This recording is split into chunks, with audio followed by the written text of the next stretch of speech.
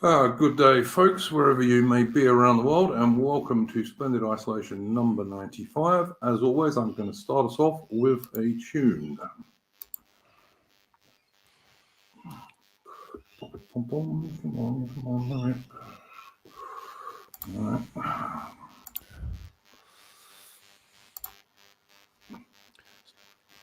We still do get some electrical buzzing on your end, Duke. I don't know if you know that. Yeah, there's nothing much I can do about it, mate. I have tried everything to get rid of it. No worries. I'm afraid we're just going to have to put up with it. Oh, good.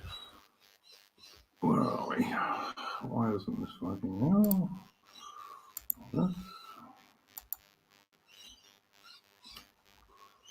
All right, we'll get there, I suppose.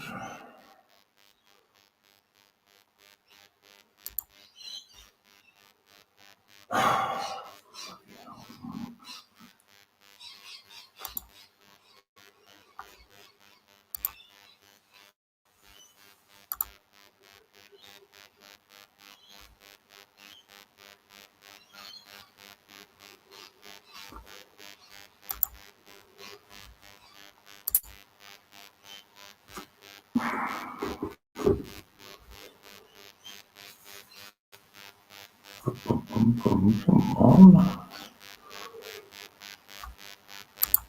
Why is that not working?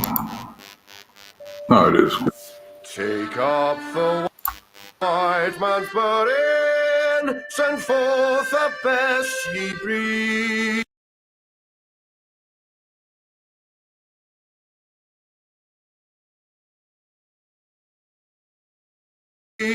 Go bind your sons to exile, to serve your captives need, to wait in heavy harness on flooded folk and wild. Your new gods, sullen peoples, have devil and have child.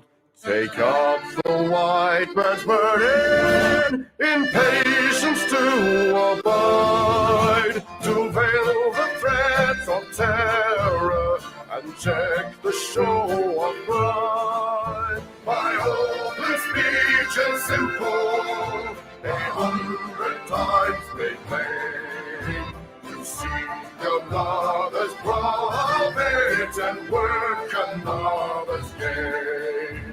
Take up the white man's burden, the savage wars of peace. Fill full the mouth of famine, and bid the sickness cease. And when your goal is nearest, the end for others sought, what's love that Eden fondly bring all your hopes to naught. Take up the white man's burden, not taught to rule of kings, but toil of serf and sweeper, the tale of common things. The ports ye shall not enter, the roads ye shall not tread. Go make them with your living, and mark them with your dead. Take up the white man's burden, and reap his soul's reward. The blame of those ye better, the hate of those ye good, the cry of those ye human, are slowly towards the light. Why brought ye us from bondage, our loved Egyptian guys? Take up the white man's burden, ye dare not stoop to less, nor call too loud on freedom, to cloak your weariness. By all ye cry or whisper, by all ye leave or do, the silent, sullen people shall wail gods and you. Take up the white man's burden, have done and with childish days, the lightly prophet laurel, the easy young grudge praise, comes out to search our manhood through all of thankless years. No words with dear but wisdom, the judgment of your peers. Take off the white man's burden through all of thankless years.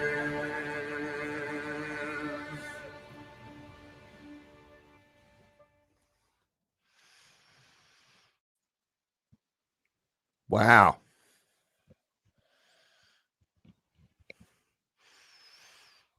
That's deep. That was obviously Chris Gard, our guest this evening, singing Take Up the White Man's Burden, based on the Rudyard Kipling poem. And I also really like the visuals for that one. Did you put that together on your own, Chris? Yeah. I've just got as many. I literally just Googled British Empire images, and there was this enormous archive of historical paintings and drawings and etchings and stuff. I actually only used about a quarter of all the ones that I found.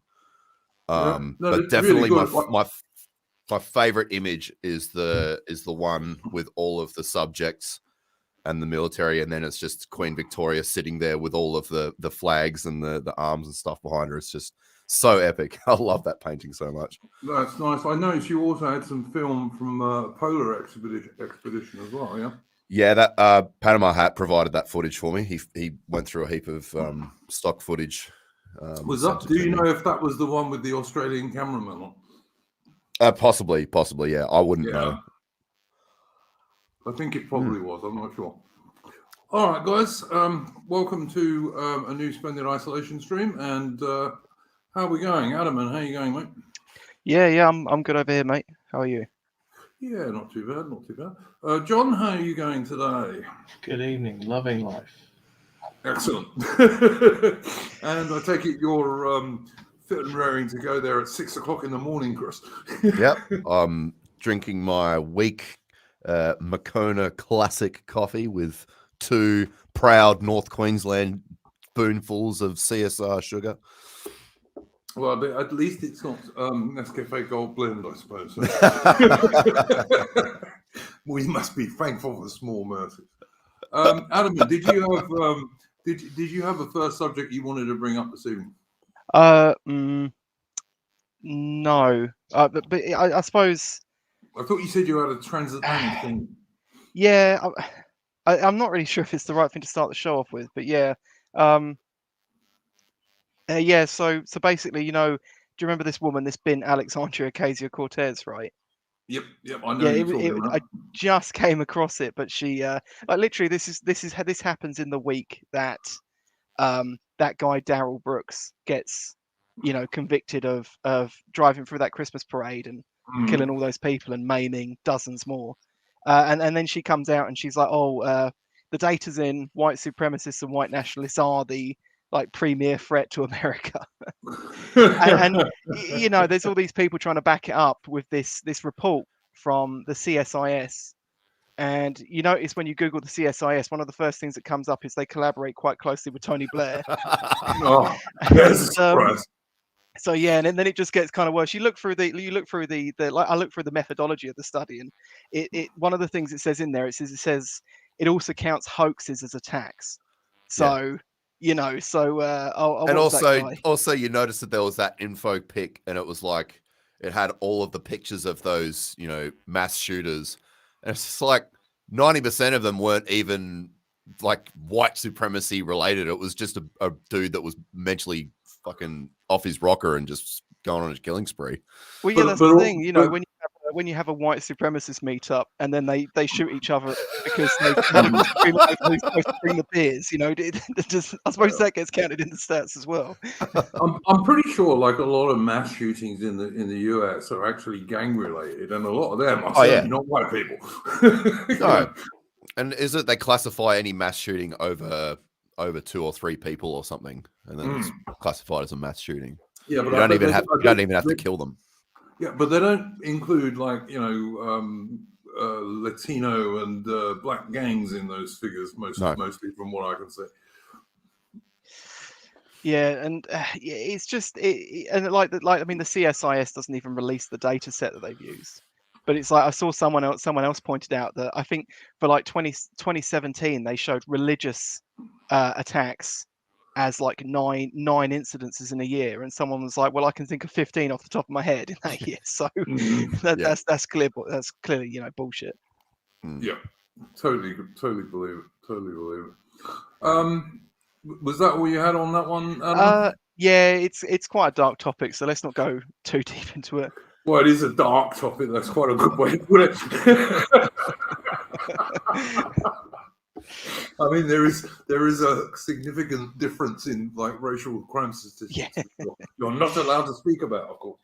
Yeah. But yeah, absolutely. A dark topic indeed. John, did you have a first subject you wanted to bring up, mate? Are we allowed to talk about the fact that Kanye West has managed to lose $1 billion by not being censored by the people he claims are censoring everyone?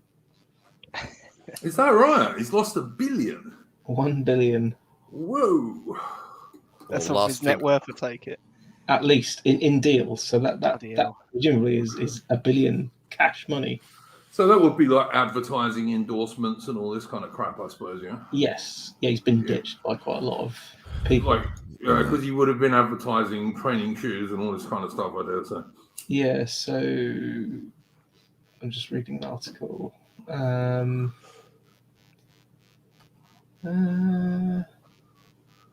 Yeah, this is after he said he wanted to go to DEFCON 3 on a certain group of people. Yep. I know what you're talking about. On the plus side, he got his Twitter account back, so Yeah, I heard he got his Twitter account back. I don't think anyone else has yet, though, have they? Although Musk is apparently saying they will. Babylon B have done, by the looks of things. Oh, okay. Yeah, we lost UKIP hours before we did. Yeah, Musk won in the Twitter siege. So one of the fallen in the final storm. Richard wants me to get UKIP on as a guest, which I'm quite happy to do. So if Richard can do that, he's in the chat. So yes, Richard, if you can do that, I did see you mentioning that you could get hold of him. By all means, I'll have him on as a guest for a stream. But yeah, so was there anything else, John, on that one? No, I find it amusing because obviously, in Kanye's eyes, presumably that will be an example of exactly what he's talking about, and of course, in the eyes of what kind of is, isn't it? Well, in the eyes of people who disagree with Kanye, it's just well, we don't want to deal with you anymore because you said something we don't like. So, yeah. I don't know. They're all coming out saying, this is consequences of your actions. And I thought, well, consequences by who exactly? Yeah. I mean, look, I used to be firmly in the camp a long time ago. I used to be firmly in the camp that I wasn't into that whole JQ thing at all. And then I gradually accepted it to a degree. And whilst I'm still not like an out Natsock type by any means, you've got to say that there is some truth in it. I'm sorry, there just is. Yeah, it's especially in America. It's. I mean, over here it could be pretty bad in places, but over there it's pretty. West's name made further headlines over the weekend after a group took to the 405 freeway in Los Angeles, saluting Adolf Hitler with banners that read "Kanye is right about the Jays and honk if you know." Oh dear God! I mean, it's quite comical because Kanye West is not our buddy by any means, but if he comes up with something that's true, fair enough. Well, yeah, I mean, it's kind of pushed the narrative along in a big way. It's true or not, honestly, not enough evidence. Yeah, this jury's still out. Okay, fair enough. Any more? Sorry, on did you just say that the jury is still out? I did. And that wasn't even a deliberate pun, but there we go. But yeah. We've got to be careful about it. Susan, this is all talking Minecraft. I said nothing. Minecraft. I just find it amusing. Yeah. I just find it amusing too, to be honest. But you've got to be very careful on YouTube. It's not a free free speech platform, as we know. So did you have anything to add to that one, John, or anybody else? No. I was just scrolling the Daily Mail looking for something to say. Not a worry. Speaking of free speech, segueing beautifully into the topic that you loved dearly, Iron Duke, and that is Twitter. I'm not on Twitter. I mean, that's my main thing. I know how much time I'd waste on it, so I'm not on it. Yeah. No, it's definitely, if you've sort of plugged into it and you're watching everything happen since the takeover, it truly is just hilarious. It's one of the funniest times I've ever seen on a platform like this. It's gone full. Was that thing where Musk sacked the censorship woman live on air true? Vijaya. Yeah. I don't know. I've not seen the footage, but they were supposed to be on the Joe Rogan show, I believe, or maybe the I'm Tim pretty Paul sure show. No, clips from different appearances put together, but it has been well done. So it was 2 different episodes. One episode was with Elon, and the other was with Vijaya, and some guy just clipped it all together. There's some really clever clippings of Joe Rogan podcast by this guy called Ping Trip, and he just like edits and sets it up with music to make it look like that Joe Rogan and his guests are having a really horrible, heated argument, and they're going to fight each other. It's really funny. Or he's like licking his lips to his female guests and stuff like that. It's very, very clever. Yeah. Check it out. I'll put it in the chat. Can well believe it. All right. Did you have a first subject you wanted to bring up, Chris? I'll follow along, mate, and then we'll discuss. All right. Well, in that case, I think we can probably. I did want to briefly mention something we were talking about before we went live. That one of the chaps in the chat, John Best, was talking about. There's some woman who was serving on a Royal Navy nuclear submarine, who is now whinging about how she was picked on sexually while she was on the submarine. She shouldn't work at sea. Never mind on submarines. Like 5 to 10% of Royal Navy crews are female, and that is far, far too many. There should be no women serving at sea. Simple as that. I thought the Navy thought it was bad luck back in the day to have women on board. Yes, they kind of did, although Royal Navy ships in Nelson's day did sometimes have 1 or 2 women on, like sometimes the gunners' misses would be allowed on the ship and this kind of stuff. But it was quite rare, and of course all they were doing was stuff like nursing and laundry and this kind of stuff. Did they form part of the rations? Oh, they got fed. Yeah, they got fed. But yeah, I mean, look, the people who are really against women serving at sea, of course, are naval wives and naval girlfriends. They really don't like women serving at sea at all. And I know, like, my son's an officer in the Royal Navy, and there are a lot of Royal Navy officers and senior NCOs who are concerned there are far too many women on Royal Navy warships these days. And in an emergency, I mean, they're not going to be able to perform. I mean, it's probably the safest wing of the military for them to be in, given the reputation of sailors. Yes, well, apparently not, but yeah. Just like going to the gay club. Yeah, all right. Like I said, my son, you're not going to get me to agree with that, given my son's in the Royal Navy, and he's very heterosexual. But there we go. So what's the actual background to this story then? Because I haven't actually seen it. This was women. She was allegedly called. She was allegedly told she was number 6 on the rape list. Jesus. She was probably moaning she wasn't higher up. Well, like I say, there's probably not much call for her talent.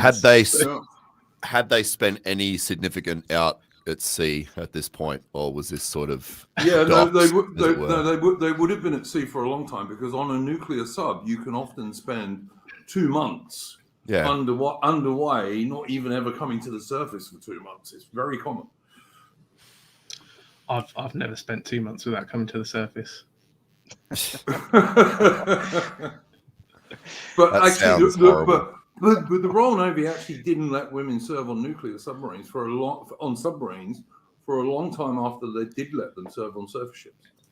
And like I say, I think it just shows they shouldn't be serving on submarines, but I don't think they should be serving on warships. Full stop. Well, as I said before the chat, I don't know what before the show. I don't know what we expect by doing this. You know, if even the Pope's coming out and saying that, you know, nuns and priests are watching pornography, and they're meant to be, you know, quite, you know, religiously pure and holy.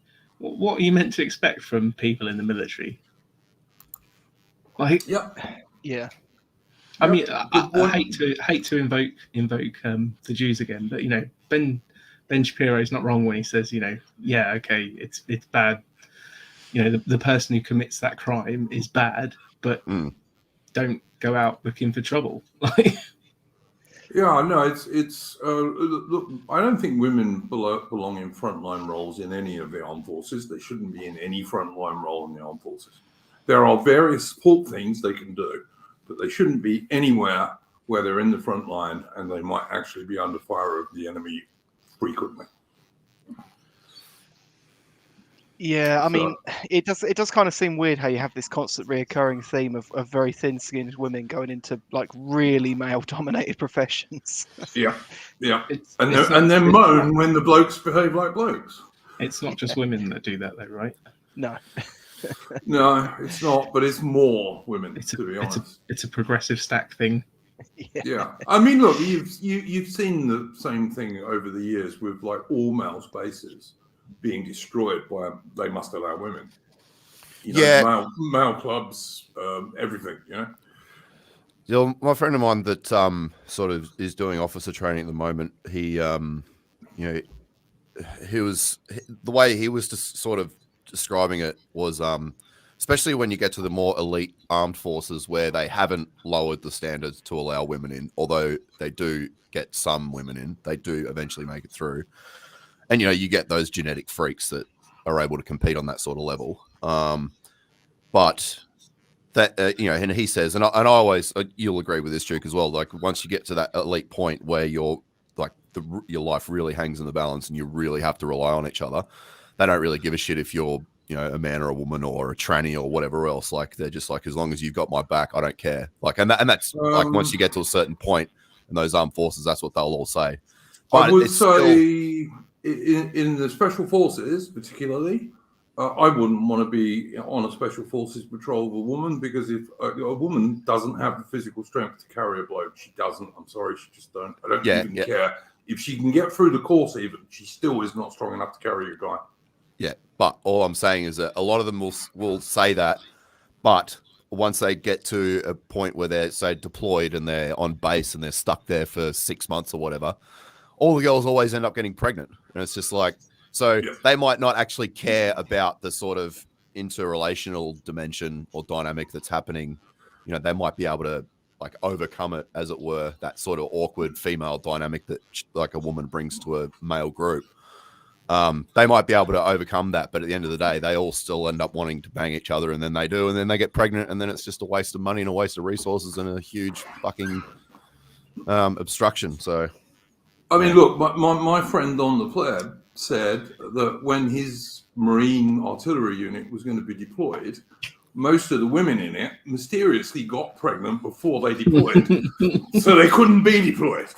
So, special mission behind enemy lines there. Deep undercover. I call that deep in the enemy's territory. That's for sure. Yeah, I mean, look, and you can't be on. You've also got to be truthful about this. And if you're serving in the military, you cannot be honest about this, because if you are honest, it's career ending, or at very least, you won't get any more promotion. Mm-hmm. It's as simple as that. You can't speak openly about this stuff. If you do, you will. It can end your career, but it will certainly stop you getting any further promotion. Mm.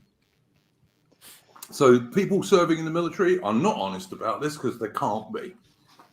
It depends. It depends if the female in question is literally the most like naturally testosterone addled, lesbo mutant, which they do exist, and some of them are fucking strong, but they're so rare. Like they are so rare. The ones that are actually genuinely strong and can withstand the sort of thing that a male can. Well, but I'm talking like 0.005% of the female population. Like, I think there was a story actually just the other day of a woman who passed one of the more grueling infantry assault courses in the British Army, but they said she's the only woman to have ever done it. mm-hmm. Yeah. They generally end up lowering the standards so women can last. I was going to say, I think they're even allowed to try out for like Marines now, but as I understand it, they've not lowered the standard, and so the handful that have attempted it have completely failed. Have you seen, John, the video that goes around of this tiny little Latino woman, like supposedly leading a platoon of U.S. Marine recruits? It's just a video where she's like 3 foot nothing at the front. Yeah, yes, it's pathetic. It's just pathetic. And she's supposed to be a gunnery sergeant, you know, the sort of guy who was supposed to be the most rough, tough NCO in the American forces. It's just craziness. Darth Kaloon in the chat says, I hide my power levels because my platoon sergeant is a hot MILF. She is a wonderful mother figure, but she has no capacity or ability to lead men. See, I think that is also true. And he points out in a subsequent chat that he's an engineer unit, so that's combat arm, which it is. You know, the combat arms in the army are the infantry, the armor, the artillery, and the engineers. So, yeah, engineers are a combat arm. They actually absolutely are. They do stuff under fire. But, yeah, I think that's really, really common. That sort of stuff is just really, really common, and we're going to come unstuck when Western nations get in a serious war with people who are not like basically tribesmen. At some stage, we are going to come really unstuck for all these women in the armed forces because it changes the way men behave in combat. It just does. Can't be helped. Men will risk things to save a woman they would never do for a bloke. Yep. I remember this British engineer chick in Afghanistan, and she actually it was on a documentary, and she turned around and said, "Oh yeah, when we get in a firefight, I just lie on the ground and let the boys do their stuff." And she was supposed to be the officer. She wasn't talking about being under engagement either. Well, she was, but yeah. But yeah, I mean, you know, most women don't have much ability to command. They just don't.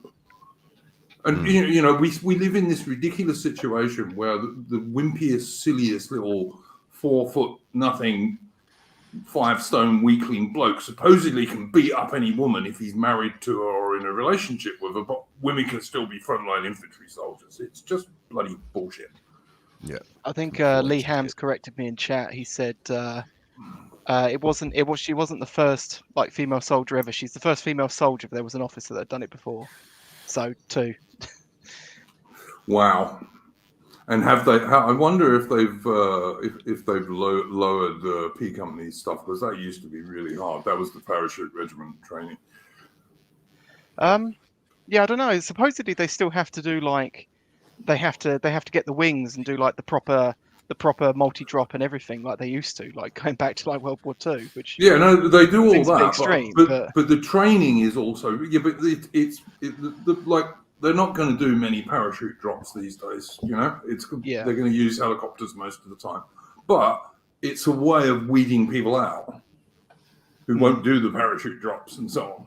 And it's also a way of getting in the right sort of blokes who will actually want to go and do that, you know. Yeah. I don't know, man. I just, like I said, I don't think women belong in frontline military units of any description. They just don't belong there. And I think they are always a detriment. About the police force as well. Well, absolutely the same thing. I mean, how often have we seen these silly little chicks with their truncheons and what have you? You know. I'll go even further and say that you watched it on Duke. the only co-ed institutions that should ever exist are going to church, weddings, and family gatherings, and that's it. Everything else should be sex segregated, in my opinion.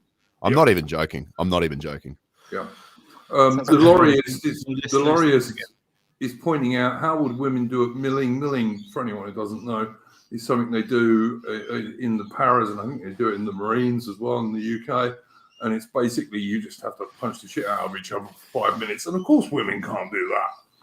Not if the bloke does it to her like a bloke normally would. She'd end up on the floor and hurt. I mean, they have thinner and weaker bones than men, for one thing. Mm-hmm.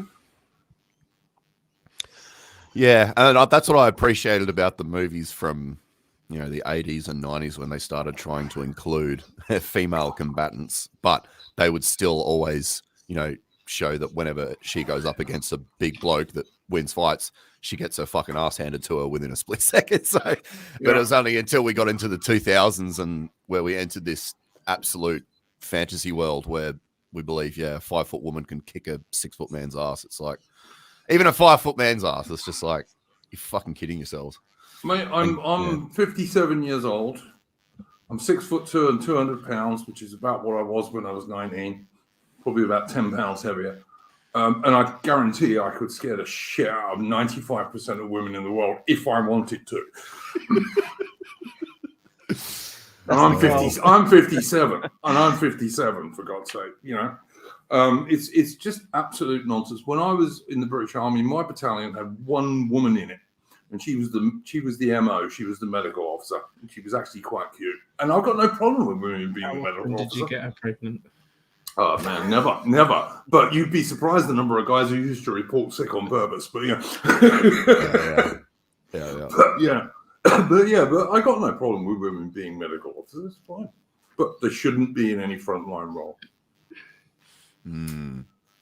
Anyway, let's move on to our main subject, which is this week, and it was inspired by the stream that you were on, John, with. What's his name? AI Shire Tory or whatever. I think his name. Yeah.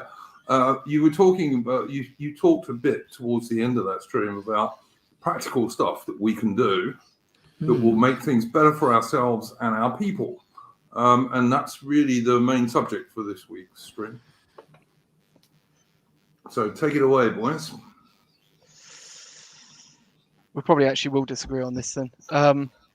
I don't think we're going to agree between all four of us at all, but that's not the object. It's to put ideas. Oh yeah, sure. I mean, I'm actually kind of glad to get into it. I mean, I don't know what John you're more aiming towards, but I am on this idea of vanguardism. I do, especially with stuff like writing and you know, and the arts and like you got this guy American Krogan who's making this Fallout 4 mod, right? Where he's basically changing all the people of color in Fallout 4 to white and to make it more realistic to that region of that time. You know, even stuff in the gaming community like that is actually quite good in terms of just creating a space where you know, people like us and, you know, adjacent can sort of build things together, even if it's just innocuous things like game mods or you know, digital art or writing collections of poems. You know, that's quite a positive thing going forward, and it enables a lot of other things, action and otherwise. Yeah, a bit like the stuff that Chris is doing with Panama Hat, you know, with these Kipling poems put to music. I mean, that sort of stuff I'm absolutely, totally in favour of. I'd actually got in contact with the Kipling Society, which I still think actually has one of Kipling's descendants as the Right Honourable Secretary there. Mike Kipling, his name is. And when I'd sent them the musical adaptations of it, he'd already straight away said, "Oh, I see you've attacked the two most controversial pieces. Obviously, the most controversial being, Gunga Din and White Man's Burden." And basically was saying, "Oh, you know, you've created yourself some potential problems by not only doing Gunga Din, but also using clips from the blackface 1939 film Gunga Din as well." And it's just like even people that literally run and own the Kipling Society are still like kowtowing to that sort of culture that's just squashing them. And it's just like, fuck those people. Like, you know, you just carry this tradition and own it and love it, warts and all. Like, fuck what people think. It's like the Tolkien Society, Chris. The Tolkien Society has been totally taken over by lefty wanks, basically. Totally taken over by it. Yeah, I think the Tolkien Society is probably actually one of the worst examples. I mean, John, you covered this in a couple of streams, I know a while back, about the sort of pausing of the Tolkien Society, and it is absolute and absolutely horrifying. We didn't do enough gateguarding on that one. Yeah. Yeah, I mean, I wouldn't worry too much about that. The Tolkien estate guards its IP quite strongly. But the society has been pretty heavily taken over, John, by lefties and feminists and what have you. The society isn't the IP. I think that's the important thing. Well, no, I appreciate that, but I think even the IP isn't as strongly defended as it was when Christopher was. Well, no, I was going to. Christopher was doing a good job of preserving that. But that's Tolkien's son. The just to remind us, the separation between the Tolkien Society and the actual estate. It's just a fan club, isn't it? Yeah, the it's just a very big fan club. Yeah. But the Tolkien Society was kind of a bit like what Chris was just talking about with the Kipling Society, and it's the official fan club, if you like, or as close to official, I suppose, as you can get. Yeah. Right. And after Christopher Tolkien died, it just got totally taken over by feminists and lefties, basically, of various descriptions. And they're the people who have been bigging up Rings of Power, which is a total insult to Tolkien and anyone who likes his work. Yeah, like Return of the King is the greatest LGBT movie ever, or some such. It's interesting because my father-in-law, he likes his Tolkien quite a bit, and his youngest son likes Lord of the Rings quite a lot as well. And they obviously tried to watch Rings of Power because they're not politically in this space or anything. They're just not things, right? And they couldn't stand it. And yet the two of his other children who not really that into Tolkien, they love it because it's just pop fantasy with a Tolkien skin suit. Yeah, it's got nothing to do with Tolkien whatsoever. I mean, I haven't watched it, but I've watched enough reviews of it that have shown clips, etc., to know that it will go down in history as one of the worst acted, worst scripted, worst written shows ever made. Yeah, it's getting a second season though. Oh no, it's going to get. They're committed to doing that, but it was a real big flop for Amazon. It hasn't made them money, and that's been because of the real fans of Tolkien have been standing up to it. I think it helped that it was, as you say, just poorly written as well. It Revels in Discord actually did watch it, much to my protesting, telling them no hate watching. I won't even watch it on the high seas with a Jolly Roger up. Won't even watch it there. But even he said it's actually even if you remove the Tolkien connection, it's just not particularly well made. But yeah, the written stuff's kind of an obvious one. People on the disc right should be, and people are doing this. There's lots of right wingers that have got, within our sphere that have got our sphere in quotes that have got good books out there in a variety of genres. But maybe I should give a little more context as well. So AI was delivering his manifesto, his right wing manifesto. Which, that's probably words you might want to avoid in 2021 after what happened in New Zealand and so on. But he got to the end of it and he was talking about, we need a pagan revival. We need to be in touch with our pagan roots and all sorts of other stuff. And I just said at the end of it, look, my manifesto is just get off your backside and do something. We spend so much time in Discord or on Twitter, just talking about the globalists, the global elite. We do. But I mean, the point of this stream, John, is to actually like talk about what we can do in real life. And I think like the first thing we've looked at here is cultural stuff.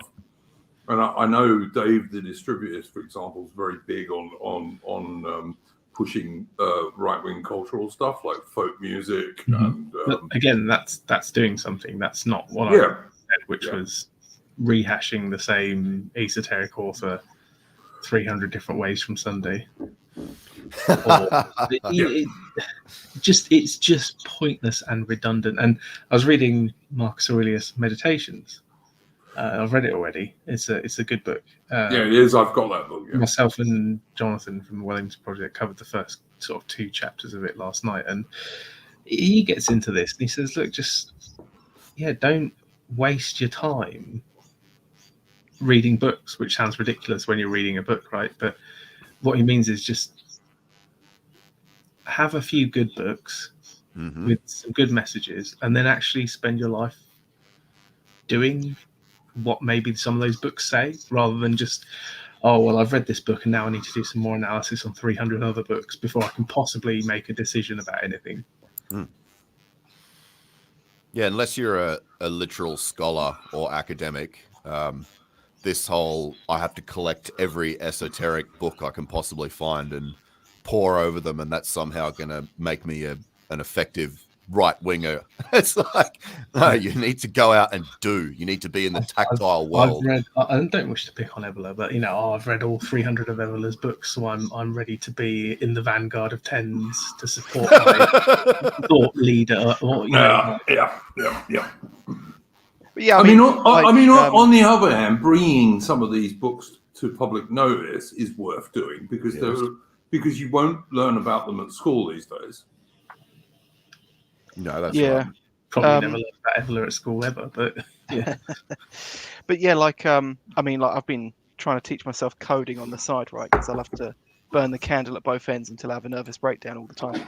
And like one of the things when you're teaching yourself something like that is you have to remind yourself that you have to intersperse all the bit of theory with some actual practice. To quite a high ratio, and yet the right actually fails this like all the time. We're always sitting around talking about theory, which I love from an interest perspective, but it's not necessarily conducive with actually getting anything done. Well, I think part of the reason we do that is it's become so apparent that, well, in my view at least, that there's very little any of us can do in the political sphere. At the moment, we don't have anything approaching any kind of power, really. All the main parties are, you can get a fag paper between them. That's about as different as they are. They're all in favour of open borders. None of us. When people say online, we need to do something about open borders, it's like, okay, but what? Like, you're doing nothing. I'm doing nothing, because what can you do? That's not something you're probably going to be able to affect. I'm not saying we should abandon the idea of a border, but what I'm saying is talking about that endlessly is not useful. Getting involved in a political party where you can push that idea, or even just having that as a stated preference, but then living your life rather than just spending hours talking about the fact that we need a closed border. Well, what I find really disturbing is how this the Serco had won this multi-billion-dollar contract it's with the government. insane. But that idea of basically buying off the rental market by giving them these government subsidized rent packages so that they can house fucking illegal immigrants. That was basically an idea that the guys, the DR guys, had put together with a bunch of other wealthy blokes was like, we're going to go through all of the shitty areas and just buy up all the property and literally just kick all the fucking people that are in it out because they can legally do that. So I find it really concerning that basically Serco have come in a few months later and they're doing exactly what we've been trying to do. But we just got to do it faster, basically. All the key areas. So that's part of the action that can be done is proposing to basically, because there are plenty of like-minded investment types, venture capitalist types, who are invested in our sort of mindset and our goal, who would be interested in that. And that's one mode of action is literally just buying up property. And counter George Soros types as well, who can perhaps work on basically just literally turning everything back that tries to come in. These sounds like massive goals, but these are actually reasonable things we can do because we can't go into the political sphere unless this Reform Party does anything of use. I'm talking strictly in the Isles, obviously, because I'm I'm always just thinking of the Isles. That's all I really sort of care about, to be honest.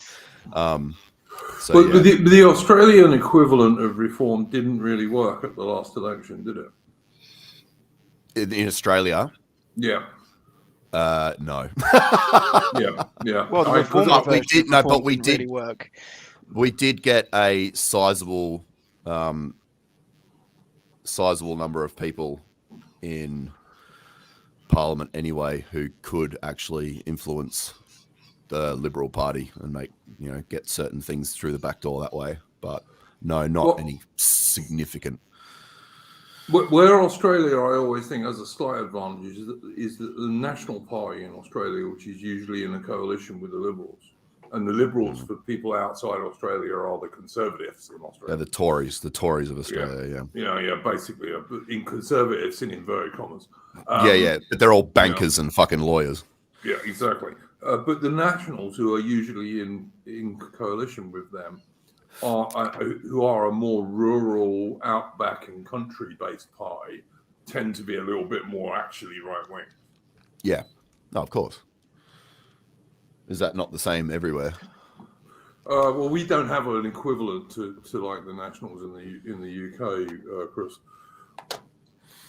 Because we don't have, like, the Conservatives don't have an alliance usually when they're in Parliament. Joker is saying in the chat there was a sizable shift away from the big two parties in Australia, and there was, but the trouble was in the last election it went to all these greenie bitches and stuff. Yeah, it's the problem. Yeah, exactly. And of course the Greenies are always happy to fucking pair up with Labor, so they both have the same commie goals. Yeah, they're watermelon greens. They're green on the outside and red communist socialist on the inside. Absolutely. Yeah, I still just laugh at how swiftly the Green Party picks up the latest progressive talking point. Like, as soon as it hits the political sphere, they just adopt it wholesale. Like, no questions asked. Just, yep, no worries. Black tranny rights. Yep, we're straight onto it, and we're going to fight for it. It's just like, I thought you guys were environmentalists. Why do you care about this? Yeah, it's so funny. The lorryist in the chat is saying something that I agree with. Farage plus defecting Tories is the only even slightly viable political play right now in the UK. I agree with that. Wrong.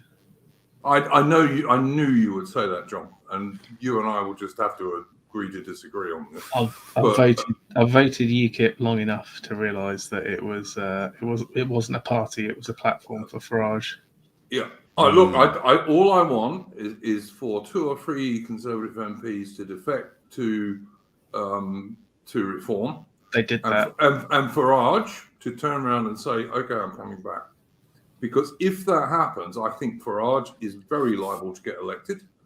And for Farage, even with a handful of MPs behind him, would be constant rightward pressure on the Conservatives. Farage got Reckless and Carswell, and Yeah, no, look, I know what he did. Like, I'm not talking about what he did with UKIP. All right, and I'm absolutely, yeah, you're dead right. I understand partly why he did it, because the UKIP National Executive were complete twats. But him just walking away when he did it far too quickly. Absolutely agree with that. Well, he got what he wanted, which was Brexit. I can kind of understand, like. But he hasn't, though, has he? The more we look at it now, I mean, there's that dude on your Discord who I don't always agree with, but he's absolutely right. The whole reason we've had all this Prime Minister musical chairs for the last few months is because many of the backroom rulers of the Conservative Party don't agree with Brexit and want to reverse it. I mean, yeah. I mean, that's absolutely what it's about. I mean, you've had that vile scumbag woman, Ursula von der Leyen, saying how much she likes Rishi Sunak and how Britain is absolutely vital to the EU. I thought we were supposed to have left the bloody EU.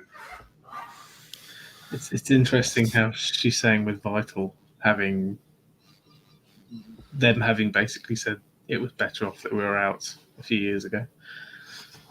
It's just a con, mate. We haven't really got Brexit, as far as I'm concerned, which is another reason why I think Farage might actually come back, because he must see this. He must see this. I mean, this is going off our topic a bit, because what I want to talk about is what ordinary people right of centre, people on the dissident right, nationalists, what we can actually do. So it's going a bit off the subject. I'm just wondering if that Farage's so-called failure is not so much testament to Farage's incompetence or he's not able to do any meaningful action, but rather it's testament to how dense and how strong the Blairite managerial political system is. It's so difficult to disentangle. Yeah.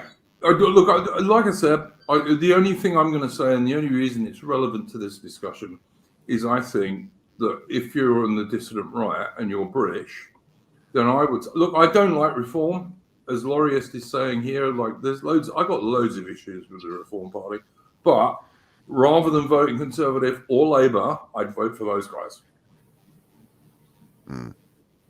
Just because it gives you some sort of chance for a change. And we are desperate for a change.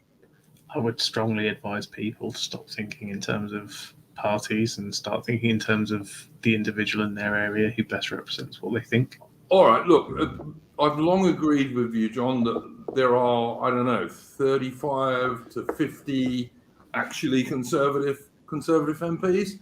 And if one of those dudes is your dude, by all means vote for him. But if he's not, then vote for reform. And certainly don't not vote at all, because they don't care if you don't vote. And voting's free. It doesn't cost you anything, So at least vote for something rather than just leaving the other guys to get what they want. Because trust me, the lefties will all be voting.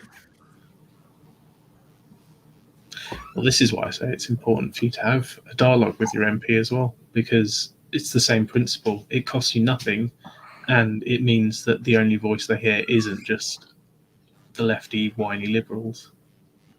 I live in a Labour stronghold, and I still write to my MP all the time. Good. She's the dyed-in-the-wool Blairite, but I'm just always sending her subversive email messages. Well, it's important, right? I was in a committee meeting for a local history society that I'm part of, and they're talking about the local MP, and I said about how he never comes to any of the meetings or anything. I said, well, have you ever invited him? And they're like, oh no. Do you write to the MP? And I was like, yeah, probably like once a month. How else is he going to know what I think?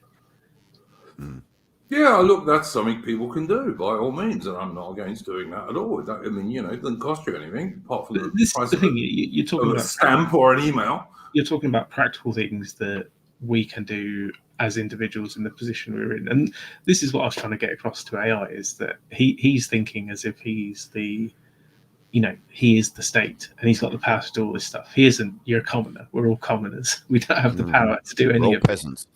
We are the peasants. We have to appeal to the people who aren't peasants, and I would suggest we don't waste too much time doing that. Do it because you need to, but move on and work with the other peasants, to be honest. All right. Thank you, John. This is another one I wanted to bring up. I watched Semiagog's stream the other day with a British dude called Woodlander, who's got a YouTube channel that's called Woodlander. And he has done the off-grid live in the sticks thing in England. He's got 2 acres in an English woodland, and he's off grid, but he's got internet and he's got central heating, and like he raises animals and all this kind of stuff. And I think Semiagog did that stream with Woodlander, and he did it with Charlemagne. And, Did he give any idea? And the Aussie and the Aussie guy Pertinax. So there was an Australian and a Brit on there as well as Americans. And I didn't know about this Woodlander's channel, and I've subscribed to him, and he's got some good videos. I would say people should go and check him out, and I'd like to get him on one of our streams as a guest. So you can. Which one was that? Sorry, Woodlander. Oh, okay. Woodlander is the one who was on Semiagog's last stream, the British guy, and he's right of centre. He's got 7 dogs, so he can't be a bad guy. Anyone who's got 7 dogs is a good guy, as far as I'm concerned. And he does the off-grid thing in England, which is I always thought would be very difficult to do, but he does it. He's got about 2 acres, I believe. And I wonder what you guys think about that stuff, because that's something we can certainly do. And he is actually also was talking on that stream about how he has helped other people to do the same sort of thing. Including sometimes collectively. Yeah, I would love to do something like that. I did live. There was a piece of woodland not far from where I grew up for sale a while ago that I remember looking at, but they had rules on its sale, like that you couldn't hold raves in there, and I kind of thought, well, is that what are they going to kick up as much of a fuss if I suddenly sprung up a commune of like 50 huts in the woods? Yep. Yeah, but I wondered. I know, for example, like Don the Pleb's doing this kind of thing in America, where it's much more common. I think it would be pretty.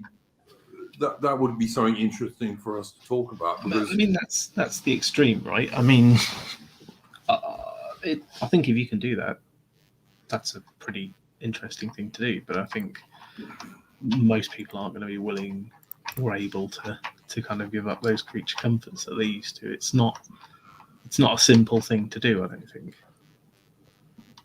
Well, he said it was much. He said it was much easier than he thought it would be.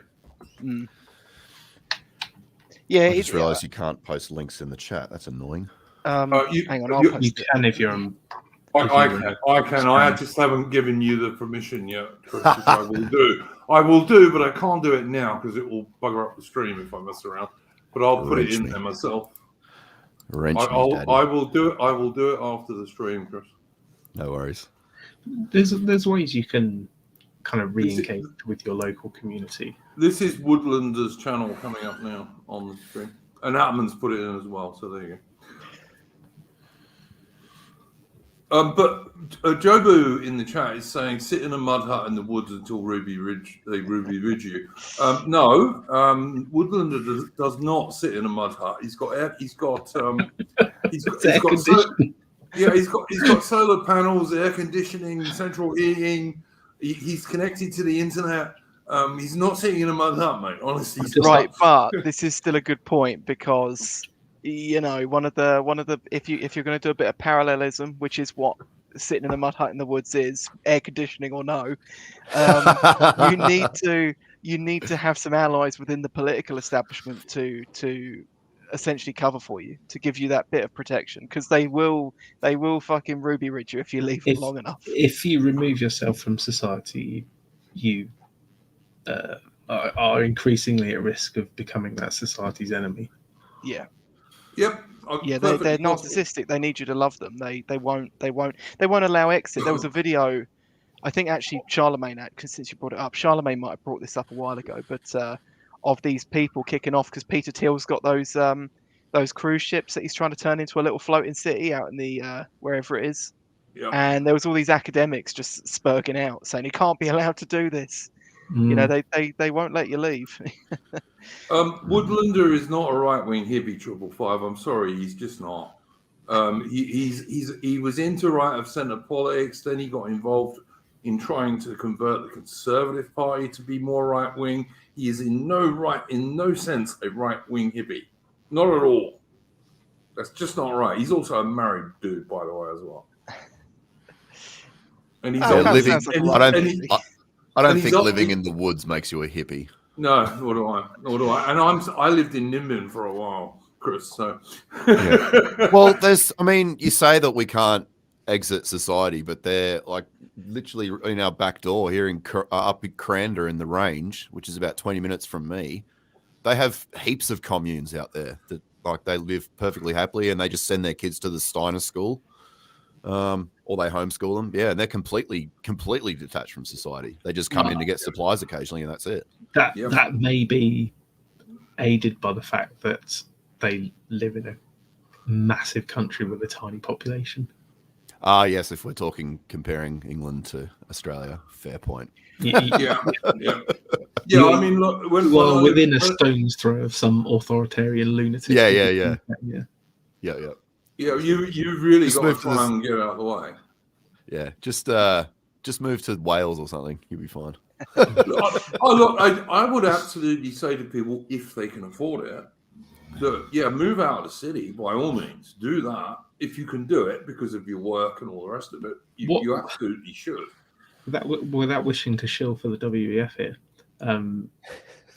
people that want to do that need to realise that they are probably not going to have the creature comforts they used to, and that's part of the problem. Is that we're all very, very comfortable. We are the frog in the pot of boiling water who has been accustomed to our climate and doesn't want to leave. Could I just say, Rory Herbert in the chat is so he's met Woodlander personally, and he's actually a very nice chap, and he does seem to be. But I actually suspect if things go the way I think they're going to go this winter in the UK, people like Woodlander, who produces his own electricity and has his own gas supply and all the rest of it, are going to be better off than a lot of people who are depending on the everything coming into them. He's actually going to be better off. Yeah. So that idea that moving out is going to make you less well off is going to be increasingly less true, I believe. Of course, but again, it's at the extreme end of things. It requires a sea change in the way you live. It's not like moving house. It's not like moving towns. It's not. If you can do it, great. If you can put stuff in place and start now so that you can do it in the future, okay, that might be the thing for you. But it's not. It's. But similarly as well, you can get most of these benefits without going to that extreme as well. You can build things when you're within your own immediate community. It does depend on the sort of community you're in. I'm in a village, so it's kind of easier for me. But I think I guess this is what I was going to get onto.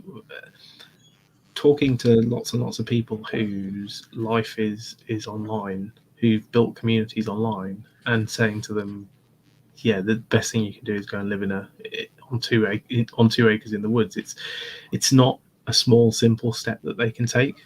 The small, simple steps are re-engaging with your community. And Adam, you're right. If you're in a village, that's probably a bit easier. But Britain is a country of associations and societies. There will be, no matter how big or small the place you live, there'll be various societies for various things. I personally chose to get involved with the local history society because it's telling local history, which is Anglo-Saxon history for the most part. Cool. Because it's unavoidable in Britain.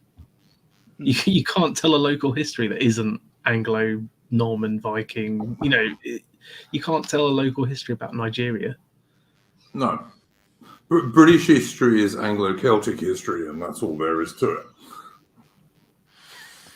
Yeah, and of course, there's also the benefit that, I mean, especially with something like that, if it's small, the smaller the better, because the less, You but have a both the less disproportionate amount of influence. interest that the state has in meddling with it, and the less subversion you've got to batter off But to. again, you take it further than that, right? So I joined the committee, and then I started inviting my MP out, and now he's asking, what are the meeting dates for next year? You build those bridges, you build those communities, you gain that influence slowly over time. You'll do far more than you will do talking about esoteric works 24/7 on Twitter and Discord. I know, for example, John, you've been involved with like the National Trust, but I get the impression that guys with your correct view about the National Trust are not actually winning, really. Well, that's why you get involved with Restore Trust. Is that a different organisation? That is the organisation that is really kind of pushing the alternative or more traditional view and responsibility of the National Trust. Cool. Okay. Cool. Cool. Yeah, there's lots of this stuff that's going on. It's just about A, finding what's going on, and then B, taking some time to get involved in it, taking some of that time that you spend online and pouring it into something that is actually attempting things in the real world. Yeah, absolutely. I mean, that's exactly what we're talking about, is what can we do that will improve our own lives and also make things better for our people. And yeah, I totally agree with what you're saying there, John. I mean, one thing babies. Absolutely. Get married. Have six kids. The amount of white nationalists telling us that we need to have more white children to stop the immigration, and then having none themselves is always quite amusing. Yeah. Thank you, Richard Spencer. Yeah, some of them being gay or possibly gay, like Richard Spencer. Yeah, indeed. But yeah. And also Greg Johnson. But yeah, all right. But yeah. But yeah, I don't know. I absolutely get married and have kids. If you're a single bloke, get yourself fit. It doesn't matter if you're 5'6" or if you're 6'7". You can always get yourself fit, and that's never going to hurt your prospects with women. And finding a girlfriend who might then become your wife, that's never going to hurt you with that. Valtra says, never ask a white nationalist the ethnicity of his spouse. That is sometimes true. That is sometimes true. I don't go too heavily on that one myself, to be honest with you. I don't. Because, we got so many bloody enemies at the moment, mate, You've got a little Gurkha lady trussed up somewhere, aren't you? Yeah, I know. Richard would say that. But actually, no, I don't. Still working on it. I'm not even working on it, mate. I have a girl. Look, at my age, I have a woman. There's plenty of people your age that are having babies, aren't you? Come on. No, mate. I've got a son. I've had a son for many years, all of the women I've fallen in love with in my life have been Anglo-Celtic. They've all been British or Australian. And when I say Australian, I mean like original Australian. So, like when I say original, I was going to say. No, I don't mean that. I mean the original settler Australians. But yeah, absolutely. But no, I'm not going to get involved in that Gurkha discussion because it's just going to. Dude, come back into bed. Get over here. I don't know. Do you know what I did actually? I worked on a boat once with a half Aboriginal skipper who was a really good bloke, but he was half Aboriginal. Half lazy. He was probably a quarter Aboriginal, actually, if I think about it, because he didn't really Which look quarter his leg, or? Well, you know what I mean. It's like what I think is his mother was half Aboriginal and his dad was white. And he was actually a really nice bloke and taught me quite a lot about seamanship and sailing boats. So It's amazing. It's so I find this so amazing how when you mix like a European with like it doesn't matter how like strongly caveman they look. If they breed with a European, the baby looks so much more so much more closely to a European than they do to their well, like I say, original parent. I'm pretty sure my skipper, his mother was half Aboriginal, and his dad was like totally white Australian dude. But he was a really good bloke, and like I said, he was a very good sailor.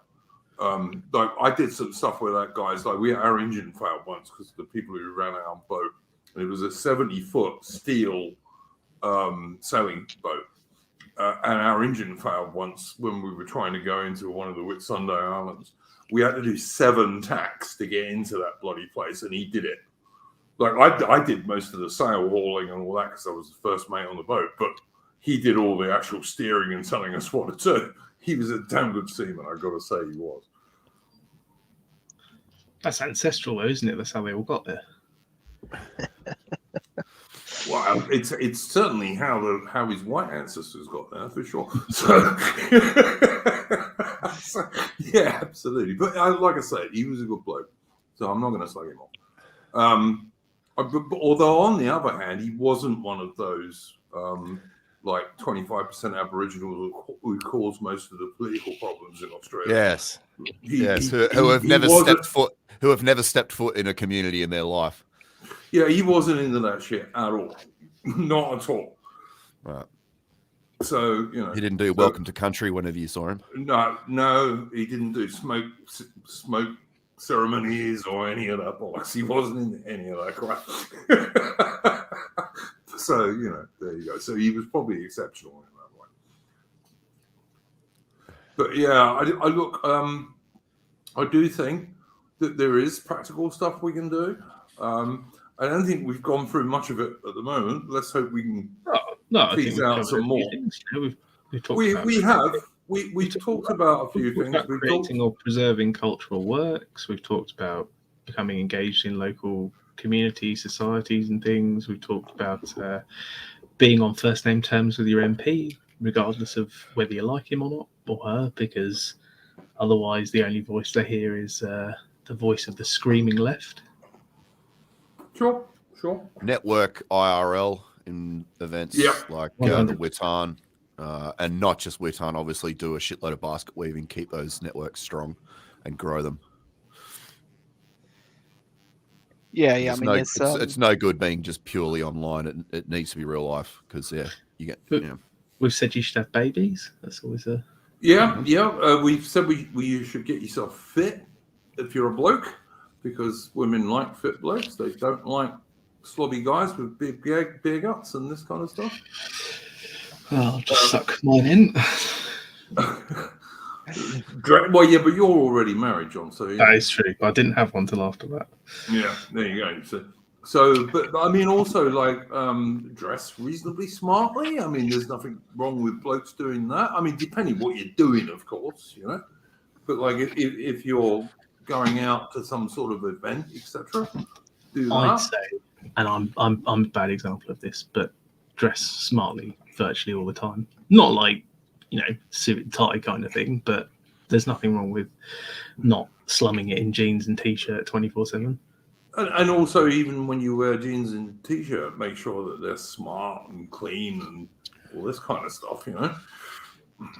Join your parish council as well. Yeah. That was actually something that what's his face? The Sly Fox, former BNP leader, the last BNP leader. Oh God, what's his name? Anyway, that guy, Nick Griffin. He actually came out of the woodwork maybe 2 years ago.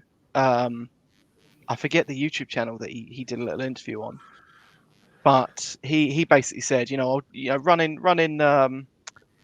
on parish councils because there's often not much competition. You can basically just sail in. That's literally what I did. I was just the only person that applied for the position, just sailed right in. I got to do the Rishi Sunak of saying I was elected when literally no one had voted for me. You did that. Cool stuff. Cool stuff. Biaki in the chat says, "Learn how to defend yourself and your woman." Absolutely, totally agree with that one. Another thing that young men should certainly do, and is you can join a local boxing club, you can join a local martial arts set up or whatever. It's entirely legal in the UK to own a gun, although not for self-defense. But that doesn't stop you going and learning how to shoot it. Yeah, go for that by all means. Take up fencing and then buy a sword cane. Always wanted to do that. Also not legal to have out in public. No. Although, if you take up HEMA, which is historical European martial arts, you actually can own swords and even sword canes legally. Well, you can own them. You're just not allowed to have them outside without a good reason. Yeah, you can't walk around with them. Absolutely not. No. Lady of Shallott's putting... Yeah, Richard Ford. Lady of Shalott said something which this is what we plan to do. We've planned it for a while.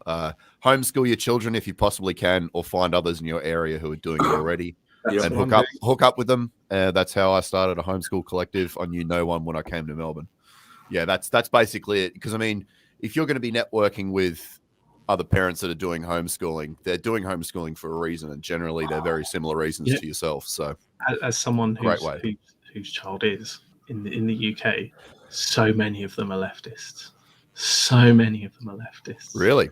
Yeah. You have to be very. Well, it's a good opportunity to red pill the kids. Subvert the children. Well, that's what they're doing, right? So. I was quite surprised actually, because one of our neighbours up the road, she said that both of her kids homeschooled their kids, and I was kind of expecting them to be like, kind of based, but they weren't. They were like, massive left-wing hippies, Green Party voters.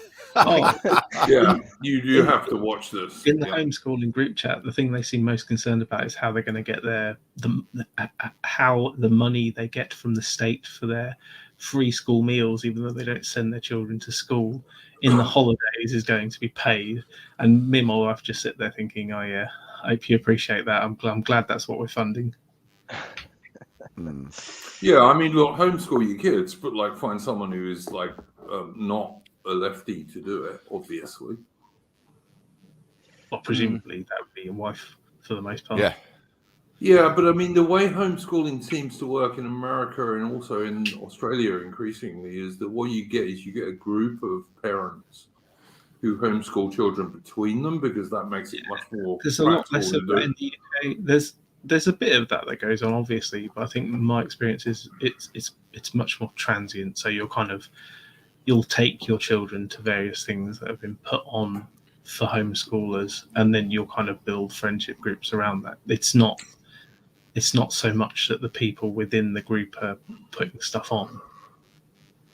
Yeah, I don't know how it works in UK, but I know in America it's quite often related to like church groups and so on. Yeah, well, who do tend to be more right wing. Exactly. That's what I'm thinking. Yeah. Yeah, and look, I think maybe that's the way it should go in the UK, but I mean, I don't know. Like, UK is very much less religious than America is. Yeah. And I suspect it's even less religious than Australia for the most part. Well, it's probably one of the least religious places in the world, probably apart from France, maybe. Can you bring up Lady of Shallott's last chat that she just put there? Which one? In my experience. Yeah. Yep, there you go. In my experience here in Australia, all parents homeschooling are Christian and anti-vax, but there is a history of hippiness in homeschooling. I think COVID has changed they've changed the parents going into it. Yeah. All right. Fair enough. I mean, I think that's fair enough. What spurred us into doing it was the COVID stuff. Well, yeah, absolutely. I mean, look, there is now increasing evidence that vaccines are actually killing people. And I got to be very careful what I say on here, because YouTube is extremely strict about this shit. I'm pretty sure that hasn't all of that lifted now with YouTube? Still going. They're still doing it, man. At the very least, you'll get a big sign put underneath your stream saying you must believe the World Health Organization, Yeah. etc. But yeah, no, there's a lot of evidence now. I mean, there's been since April in the UK, there's been 25,000 excess deaths, which is like 2.5 times more people than died from the China virus in 21-22. So, one of the reasons they are clamping down actually on homeschooling in the UK is, or beginning to, is because an awful lot of Muslims do it or claim they're doing it. or probably are. Yeah, fair enough. Yeah, Or they're at going least- to be all on a register soon. So. At least that is being used as the excuse to start clamping down Yeah. on homeschooling in the UK. Yeah. 'Cause- For Richard in the chat, by the way, who said, "Is this an Abo stream?" Richard, this is going to be an Abo stream until you decide to join it. Come and join it, mate. If you want, but I know you won't. So there you go. That's I mean, that's if we're Australians, you know. Sorry, Adam and John, but you know, that Abo question is a huge question, a huge topic, and it does need to be talked about. Not in the way that the current regime says we need to talk about it, because they're talking about it from the impossible angle, which is if we just keep throwing money at them and doing whatever they want, then the problem will go away. But there needs to be talk about the other way, which is no, it's not solvable. What are we going to do about it? Basically. I've heard So they yeah. get run over because they fall asleep in the road when they're pissed. Is that true? Oh yeah. They also get run over because there's a little trick they do in the middle of the outback where they'll get one person on the side of the road waving them down for help, and then as soon as you pull over, all their friends jump in and take all your shit and run off. Yeah.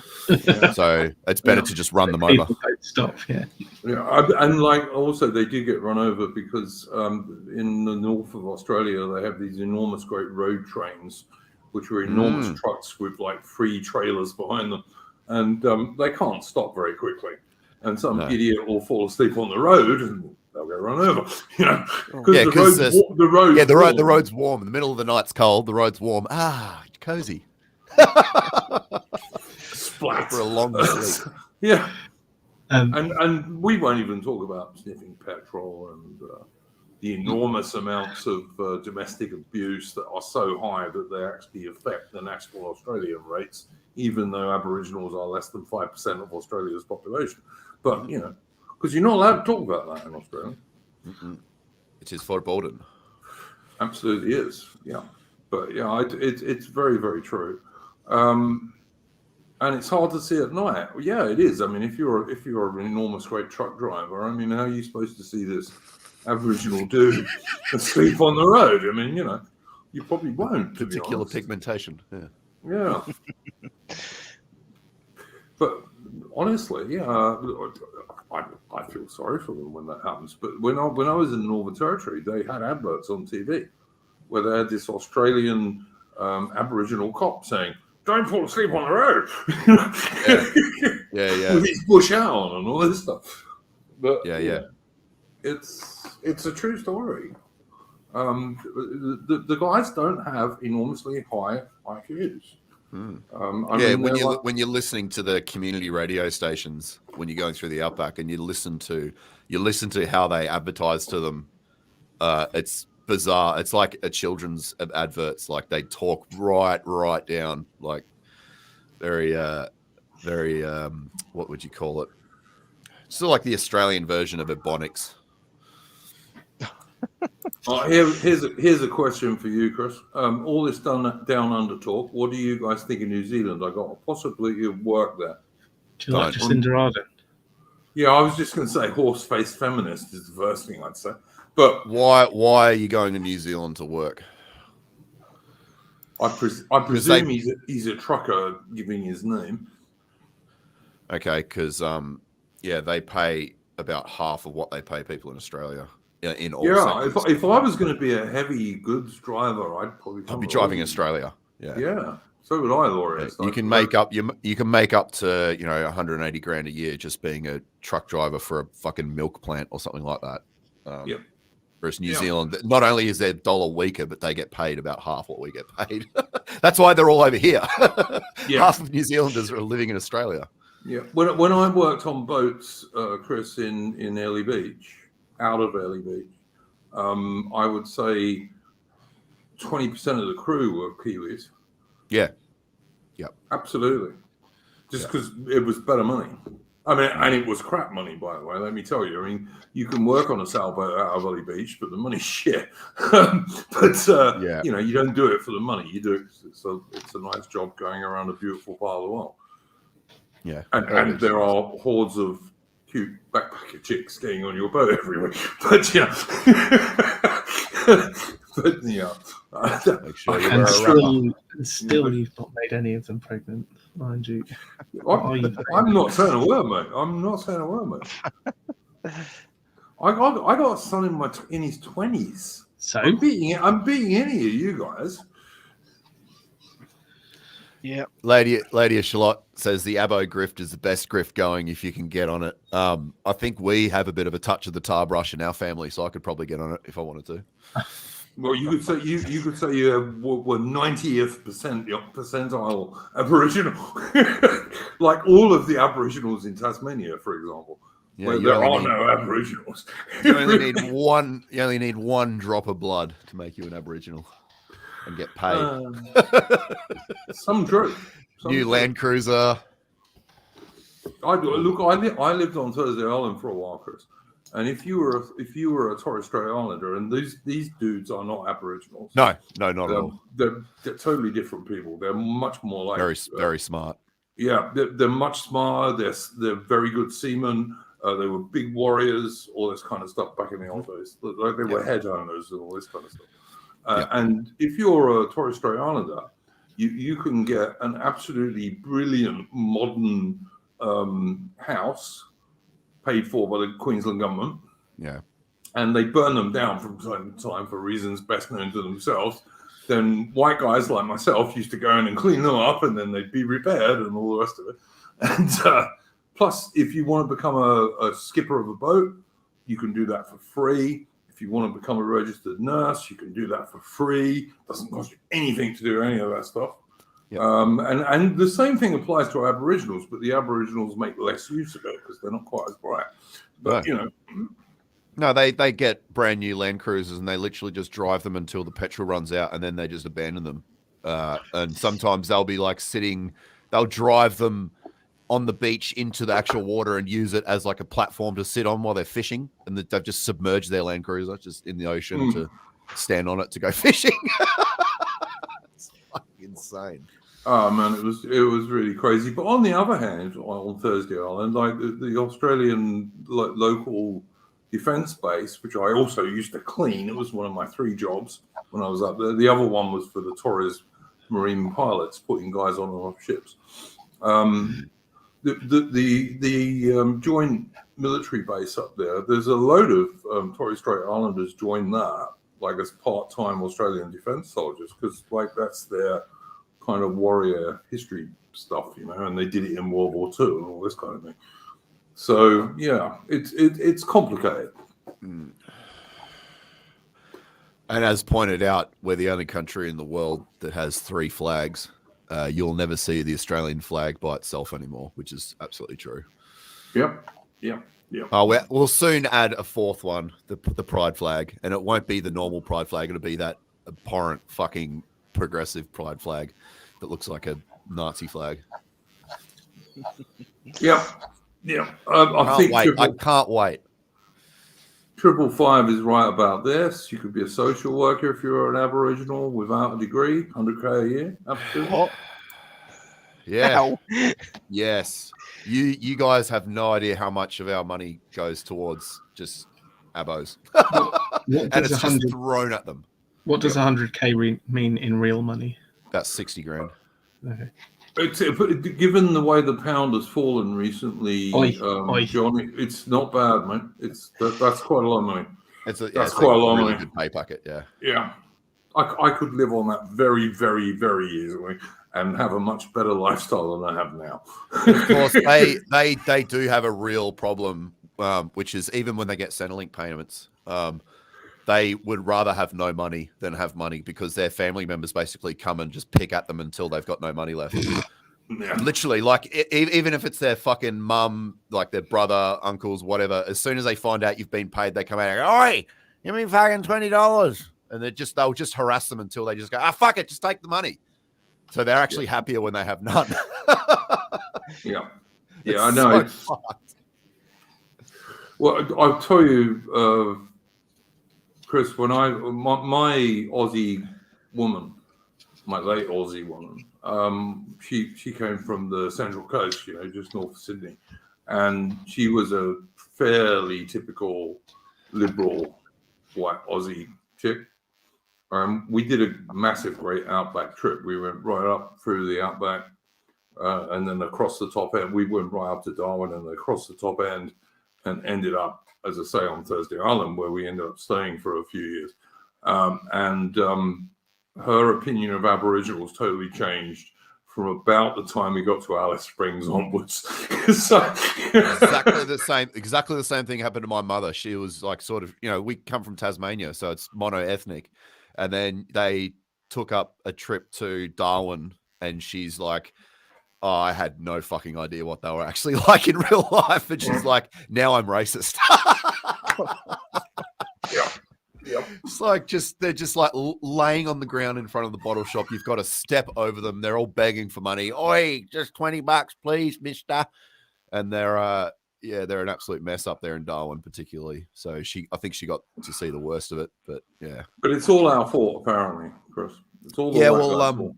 Yeah, that's what I always say to people from Melbourne and Sydney. I just say, look, spend one day in Yarrabah or any other community like that and tell me if you still want to fucking advocate for them, because they hate you and you should see how they treat their kids. It's like, no, fuck these people. People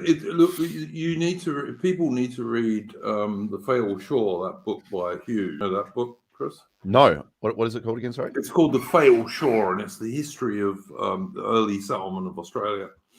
And it's a brilliant book, and it actually talks about like the original British settler interactions with the Aboriginals, and like there were tribes of Aboriginals around. Oh Sydney. Yeah, I've heard of this. Yeah. There were tribes around Sydney, for example, that if they were having a war with each other, in order to get peace, they would give the other tribe an Aboriginal girl, who the other tribe would beat the shit out of and rape and all the rest of it. Mm-hmm. And this was the way the Aboriginals carried on. I mean, and that's why they had the stolen generation. That was the whole fucking reason. Yeah, and the Brits were looking at us and going, "What the fuck?" It's absolutely crazy. But yeah, Lady of Shalott has got the title and the author of that book. It's a good book actually, and ditches a load of myths about Australia. Yeah, and of course, like going to school, you taught so much absolute bollocks about the original settlement and how the engagement was between, the Europeans and the indigenous. And of course, each indigenous tribe was different. They had their own different sort of ways of dealing with foreigners.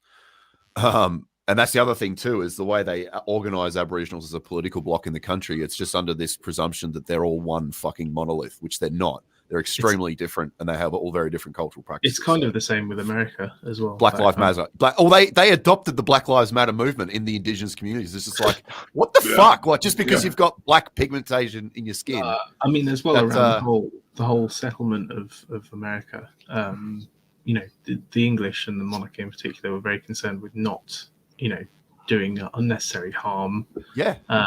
Making sure there was, space about it. It's only once, you have the War of Independence and we get kicked out that the Americans themselves go hell for leather on erasing the Native Americans. Oh yeah, many American Indians were supported the Brits, not the Americans. That's absolutely true. And also during the War of 1812, most of the so-called First Nations in Canada supported the Brits, not the Americans, because they knew what the Americans would do. So it's like, but Australia never did that. There were no great wars to like wipe out the Aboriginals, because had there been, the Aboriginals would have been wiped out because there weren't many of them. Yeah, and of course we weren't the Spanish or the French, so we didn't wipe them out. We were trying to bargain with them and give them things, and try to get try to sort of in a weird way invest in them as well as settling. And it was just a failed attempt, one after the other. It was not without trying. Like it was It was a hard effort, and it just didn't bear any fruit. And now we are where we are. Yeah, We and need to accept the fact that these people would be better off on some sort of plantation. Yeah. Except they don't work. Well, yeah, yeah, they have to be forced to. It'll be better for them in that way. Righto, Carlisle. yeah. Now you're sounding like Carlisle. I was just going to say that. Yep, absolutely. I'm fine with that comparison. I disavow. Fucking Black Dobbin. Yeah, look, I don't know. Look, as I said, there are good Aboriginals. There certainly are. Yeah. Don't get the opinion that they're all bad. They're not. There No, are good like ones. the ones that are in Arnhem Land are all like very nice, peaceful sort of types as well. Yeah, the guys who live in their own land, and like you to let people understand, to go to Arnhem Land, you have to get a permit if you're a white guy. So it's absolutely totally Aboriginal land. Those guys they're fine. Lovely. You know, they do their own thing basically. And I got nothing against that whatsoever. And I think that's probably the way it should really work. But it's difficult because it's dry as well, no alcohol. And from what I've heard, there's basically none of the sort of child abuse and stuff that you hear from the other, like the Eastern communities and stuff like that. So far as I understand it, Chris, the women's groups in Arnhem Land run the damn place. And they're the people who ban alcohol and all that kind of thing. Because they know what the blokes will do if they have alcohol. So they just say, nah, not going to have it. And fine. I got no problem with that. If that's the way they want to live, fine. Let them do it. I'm not after telling other people how they should live. Also, I don't know, you guys wouldn't be aware of this, you would, Duke, but there's this weird thing with alcohol and Aboriginals. I mean, you've obviously all heard that they can't handle it like we can. But they have a very weird physiological reaction to it. They can have like one beer, say at the start of the day, and just from that one beer, they'll be drunk the entire day until they fall asleep. It's fucking insane. Yeah. Well, they never had access to alcohol before Europeans arrived. But like it does, they don't even metabolize it. Like it's just they just stay drunk until they pass out and wake up and they just drink again and that's it. Yeah, they can't consume much at all. Yeah, it's and like I said, when the women are allowed to run things like they are in Arnhem Land, basically there are women's groups who basically control the place. They just make the place dry, no alcohol. Yeah. Of course, Yarrabah is dry. Not Yarrabah, Arakoon is dry, and they still have spear fights and massive violence and abuse and all that sort of stuff. And they have no alcohol there, so I mean, that's just part of their culture. Well, in theory, they have no alcohol there, but I reckon they can probably get around it there pretty much easier than they can in Arnhem, though. Yeah. But Arakoon is policed very heavily around the perimeter of it. Like every road, they stop every vehicle and search it for alcohol. So once you get about 90 kilometers in, there's a cop at the perimeter. And they'll say, have you got any alcohol? Because the only people that go there are like trades workers that have to go and fix up all the houses that get smashed up every fucking day. And of course, tradies like to have a beer when they finish work. So they always got a carton or two when they're going to these distant jobs. And the cops are like, nah, guys, you got to dump it here. Sorry. I'd still wonder how much gets smuggled in there, mate, to be honest with you. I can't be surprised. I'd be really surprised. The cops are really onto it because they pour so much money into those communities to like police them and make sure no one dies. But even if they start having a spear fights, they literally have spear fights to settle their arguments. One big group against the other, and the cops can't do anything. They just got to stand back and just wait until it's finished, and then help out whoever's hurt. And reminds me of when I was in South Africa. In like in the rural areas in South Africa, the Zulu guys would absolutely do the same thing. Although they'd have the odd firearm, but they'd be mostly like spears and shit. And I've just immediately got that scene of Ace Ventura when he throws the spears at his legs. Ah! Yep.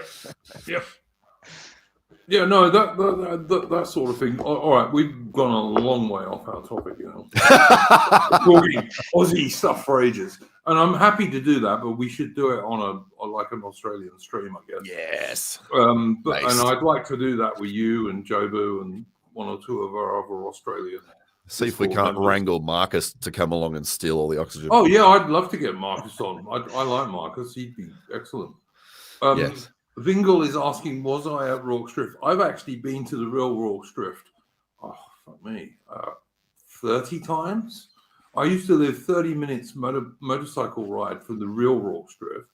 And I've also been to the place in the Drakensberg where they filmed the movie, which is not the real Rorke's Drift. But yeah. Oh, is it not? No, they filmed it in the Drakensberg, mate.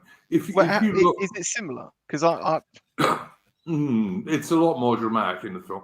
The Drakensberg Mountains, which is the Dragon's Back Mountains in Afrikaans, are very, very spectacular. And the main mountains you see in the movie Zulu is a place called Giant's Castle. And I actually climbed that and came down in a day because I was a silly pom. But there we go. But yeah, that's up in the Drakensberg Mountains. And I think it's the Bushman's River that they use as a for the Buffalo River, which is the real one, the Inyati River in Zulu, which is the real one that goes past Rorke's Drift. Oh yeah, I'm looking at the real place now. Actually, it's quite a bit flatter than the. Oh, there's a big hill behind it called Cheyenne, Yeah, or Oscarberg, which is the big hill behind where the Zulu snipers really were. But it's not quite as spectacular as the scenery in Zulu, which, as I say, is the Drakensberg. yeah. At least here though, it is quite authentic. There are about as many blacks around, so. I actually went up the Drakensberg because at the top of it is a battlefield that Durnford fought a battle in about 7 years prior to the Anglo-Zulu War. Skirmish, I should say, rather than the battle. And there were crabs in the river about halfway up Giant's Castle, which I always thought was strange. But there are. But anyway. Let's see. We got some questions in. The Laureus says he's unashamedly jealous. Yeah, I still miss the game reserves in South Africa, mate, to be honest. I mean, I love the wildlife in Australia, the kangaroos and emus and all this kind of stuff, which can be pretty spectacular. But I do miss the game reserves in South Africa sometimes, I have to say. Like with elephants and rhino and lions and all this kind of shit. Mm. Have cool. I ever thought about investing in a bullet stab-proof vest before UK Gov makes them illegal to own? How can he make a bulletproof stab-proof vest illegal to own? I don't understand how you could do that. I mean, if you just wanted a stab-proof vest, you could just invest in a really good chainmail thing. And you could. You can buy those because people use them all the time. Mithril. So I'm not mithril, but Tolkien and stuff. But yeah, you could how can they make a chainmail vest illegal? They can't. It's impossible. Can you own a bulletproof vest in Australia? I don't know, man. I don't know why not. I seem to remember you can't. I don't. I'll have to look that up, but I think we have some very retarded arms laws pertaining. Well, Australia basically made pistols are illegal pretty much in Australia, and semi-automatics are illegal. But if you want to get a 303 Lee Enfield, you can buy one of those in Australia pretty easily. Not every Australian citizen can purchase body armor. Is that right? It's classed as a Category E firearm under the Australian Firearms Act. Oh, for God's sake. I knew it. Fuck is body armor? Fuck, I love Australia. I love Australia. It was the assault body armor that was deemed too dangerous, so they had to limit it to single shot body armor. High capacity body armor. Jesus Christ. What, did they think the body armor fires back or what? Christ almighty, bloody insane. Australia.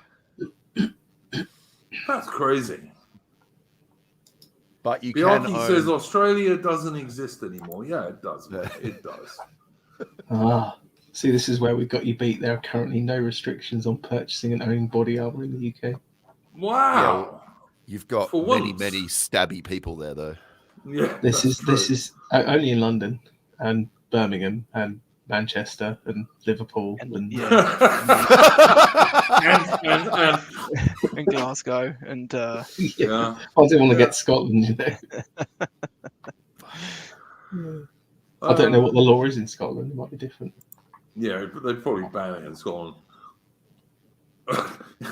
Vulture says in the United Kingdom there are currently no legal restrictions on the purchase and ownership of body armor. There you go. Wow, lucky England. But you can own a shotgun in the UK fairly easily. Is the license as hard to get as it is here? No. The shotgun license in Australia is not that hard to get. If you're in the sticks.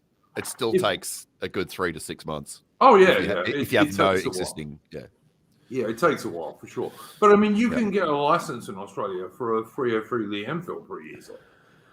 But it does take a while. Yes, and if you want to get licensed in the UK, don't ever say it's for self-defense. No. Because that is not a legitimate reason to own a gun in the UK. Yeah. No, and if you wield it against an intruder who's you saying they can do you harm, pound even if down. it's empty, you can get like 7 years in prison. Absolute insanity, but yeah. There was a guy not far from where I grew up. There was his daughter had some sort of bad relationship she'd been in, and the guy came round and was climbing up on scaffolding and trying to break into the house.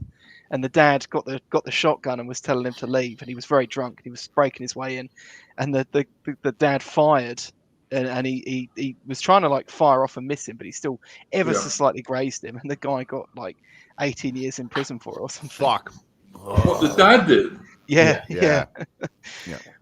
Jesus Christ. And it's gotten worse since then. That was quite a few years back. It's absolutely sickening. Yes, it's appalling. Your home is absolutely not your castle. No, not in UK Family anymore. inside. No. But on the other hand, I mean, did you guys see, when the Albanian, I say Albanians, they're mostly Albanians, all these illegal migrants arriving in UK across the channel in dinghies. One of them broke into a woman's house. This woman was there on her own and demanded a phone and money and her to drive him to Manchester or somewhere. And like she spoke and eventually sent him upstairs to use the phone, ran next door and got a neighbor, and the neighbor chucked him out. And what the cop said, no, this illegal immigrant didn't commit any crime. No crime was committed. That's what the UK police said. How can that be? He broke into a house. Did he break in? Well, I imagine the door was presumably. unlocked. Well, even if the door was unlocked, he came into our house without her wanting him there. That's breaking in. If he left when he was asked to leave, then it's not breaking in. It's very specific. Oh, Yeah, that's the If- thing, and I think he didn't leave for quite a while, but yeah, exactly. And eventually, the neighbor chucked him out. I think actually physically chucked him out. When it comes to trespass as well, as far as I understand, there's no crime committed essentially, unless they can prove you were there maliciously. But John, do you not think that that's insanity? I'm not saying absolutely, but it's ridiculous. Like I firmly believe that if someone's in your house and refuses to leave, then they take their life into their own hands, as far as I'm concerned. But that's not what the law says. It's pathetic, man. When was that changed? Because it never used to be the case. I guess it's the 90s, wasn't it? Early 90s, something like that. What? So maybe under Blair. Well, I think it was under John Major, maybe. It could have been Major equally because he was also a CUNT. But yeah, Jesus. Vulture is asking, have we heard the Paul Pelosi story? Yes, I think we have. Wasn't it his gay lover hit him on the head with a hammer or something like that? As far as I understand it. I mean, What you know, kind of hammer? if I don't know, but if Nancy Pelosi was your wife, you might have a gay lover. I mean, you know, but You talking about with those gigantic memories? I have not looked at Nancy Pelosi that closely, I am happy to say. She's just got these abnormally enormous knockers I wouldn't want to for a woman that old. What is she, like 95 or something like that? I don't know. She's probably 200 years old. Yeah, it could be. Like she probably is one of those adrenochrome. They haven't sorted out her dentures yet. They always keep sounding like they're going to fall out of her mouth when she's talking. Sorry, just when it comes to trespass again, in the UK, it's not a criminal offence anyway. It's a civil tort. Even in your house? Yes. It's not. I mean, I can understand it in your garden, maybe, but your house? The criminal offence would come in if you broke and entered. But if the door was unlocked because you live in a nice community, or you left a window open that they could climb through, it's not breaking and entering. They don't commit a criminal offence. Well, the two things I would say to that, John, is the first I would say the woman made a mistake because she should have said her door was locked. And the second thing I would say is she should have had two bloody big dogs. Isn't this a scenario from Camp of the Saints? That guy would have left quick. Am I thinking of another book, or was this in Camp of the Saints where they describe the people coming up off the beach and going into people's houses, which are all like left open because it's a peaceful community? I haven't read that book, mate. I find that book too depressing to read, so I haven't read it. But yeah, man, I don't know. Look, first of all, if I'd have been that woman, I would have said, yeah, he broke my window, and if necessary, I would have put a hole in the window. And secondly, I would have had like two German Shepherds or something, or Rottweilers, and he would have gone out a lot quicker than he came. Yeah, they're going to be getting hit with stuff and dogs. They're not going to be hanging around and me negotiating with them to leave. Yeah, they're going to be forcibly fucking removed. Simple as. Yeah, I don't understand. Like, if you are a guy and like you have to go to work to leave your missus and all the rest of it, get her a decent dog who will protect her when you're not there. Really good idea, especially in a country where firearms are not allowed. So you can't leave your wife a pistol. You know, like in South Africa, we used to teach wives and girlfriends how to shoot because that was the best way. But we all had dogs too. You know, like my best mate, who was an Afrikaner guy who used to be Afrikaner cop, like that was what he did for national service instead of the army. Like he had 4 dogs on his property. One of them was a little titchy cross-check Russell thing, and all 3 of the other ones were big, huge. Like you don't want to mess with them dogs. They were lovely if you knew them, but not otherwise. That's another thing you can do if we're going to talk about practical things you can do. But that's the thing, though. If you know, I mean, obviously that's probably a good bit of advice. But if your dog defends your family, the state will put your dog down, which is an awful way to treat. Under what circumstances? Because you know you're implying that it might be biting someone. Well, if a dog bites someone who breaks into your house, the state will put your dog down, even in UK. You say, if a dog bites someone that trespasses, which isn't a criminal offence into your house, I would not put it past most authorities. All right. So what we're saying here, they can fucking try. Yeah. Like someone someone try and put my dog down would like. They're gonna have to put me down with it. There's no fucking way they're putting down my dog. Exactly the same, Chris. Exactly the same. But I would just say, what you need to do in UK, by the sound of it, is no one trespasses in your house. Your door was locked, and if for some reason it wasn't, then you say it was locked and you put a hole in the fucking window so that they can see they broke in. Use common sense, you know. Lady Charlotte is kind of hitting the nail on the head there. The dog will only put be put down if it's considered dangerous. In the UK, typically the dogs that end up getting put down for biting someone tend to be either the person chooses to have that dog put down, or the police confiscate it, typically because it's an illegal breed. Yeah, well, Yeah, but whenever the when they designate a dangerous dog in Australia, they just make you lock it up at the house, and it has to be in some sort of contained environment. And if it ever leaves the property, it has to have a muzzle. Yeah. I mean, And I'm fine I with don't know dangerous. I don't know if it's changed, but the rule in the UK used to be like if a dog bit somebody once, that was all right. You only ever had any risk. if the dog All bit that stuff somebody gets twice. taken into account. Apparently, it's if they've ever Okay. attacked anyone before, if it was being provoked, if the owner had already been given a warning which was ignored, if the injured person was putting themselves in danger, if the dog was guarding property, if someone else was responsible for the dog at the time. Yeah, but I'll point out. I mean, I'm fine with dangerous dog laws, but the problem is that like the way it's written is very, very open to interpretation. Oh, sure, but at the And end of the day, as long as your wife and your child are okay, it's like Yeah. I would just say, guys, the real lesson from this stream about trespass laws in UK is they broke in. Don't tell people your door was unlocked, even if it was. Yeah. Why would you disclose that? Yeah, just Obviously- go out and obviously- get a bit of brick off the garden wall and just throw it through the. I mean, through the front door obviously, window, yeah. obviously, we mean hypothetically. Yeah, You'll follow the UK law to the letter, and you will pledge your allegiance to the UK government. Yeah, just make sure if you're fabricating evidence for breaking, you don't get caught on your neighbour's ring cam or any one of the other millions of. Well, what you do, CCTV what you do is you say your door was locked and you break the window near the door handle, And don't get spotted doing it.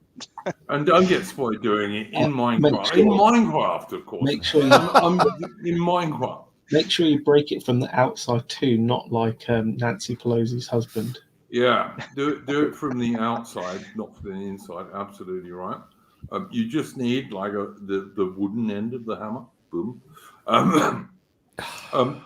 Baron Badger said no Agincourt Day this stream this year, and underneath Baron Badger's comment, he will find a link to this year's Agincourt Day stream. So there you go. But yeah, look, we're talking in Minecraft, and the ridiculous thing is the world that we are in is such a clown world that we have to talk like this. Indeed. That, like someone coming into your house who you don't want in your house should be enough reason for you to use enough violence to expel them. Yeah. It just should be. Yep. I can kind of get someone coming into your garden, perhaps. Like, maybe that ain't such a big deal. But if they actually come into your absolute dwelling place, then I'm sorry. That's not trespass. That's breaking in. Yeah. Because you knock on someone's door you want to come into, and the person says, yeah, all right then. Or they don't. Yeah, and I wonder how much discretion is used by police and the judiciary system if you encounter that sort of case. I'm sure there's a lot of discretion in most cases. Wow.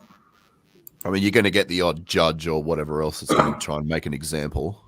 But for the most part, I'd say if someone is breaking into your house and threatening your family and you've like hurt them a lot while you're removing them, I think you'll most likely get some sort of a wink and a nod from the cops, or if it, that's what I would assume anyway. Yeah, That's being charitable. Pointed out something that I saw this week, which was just insane to me.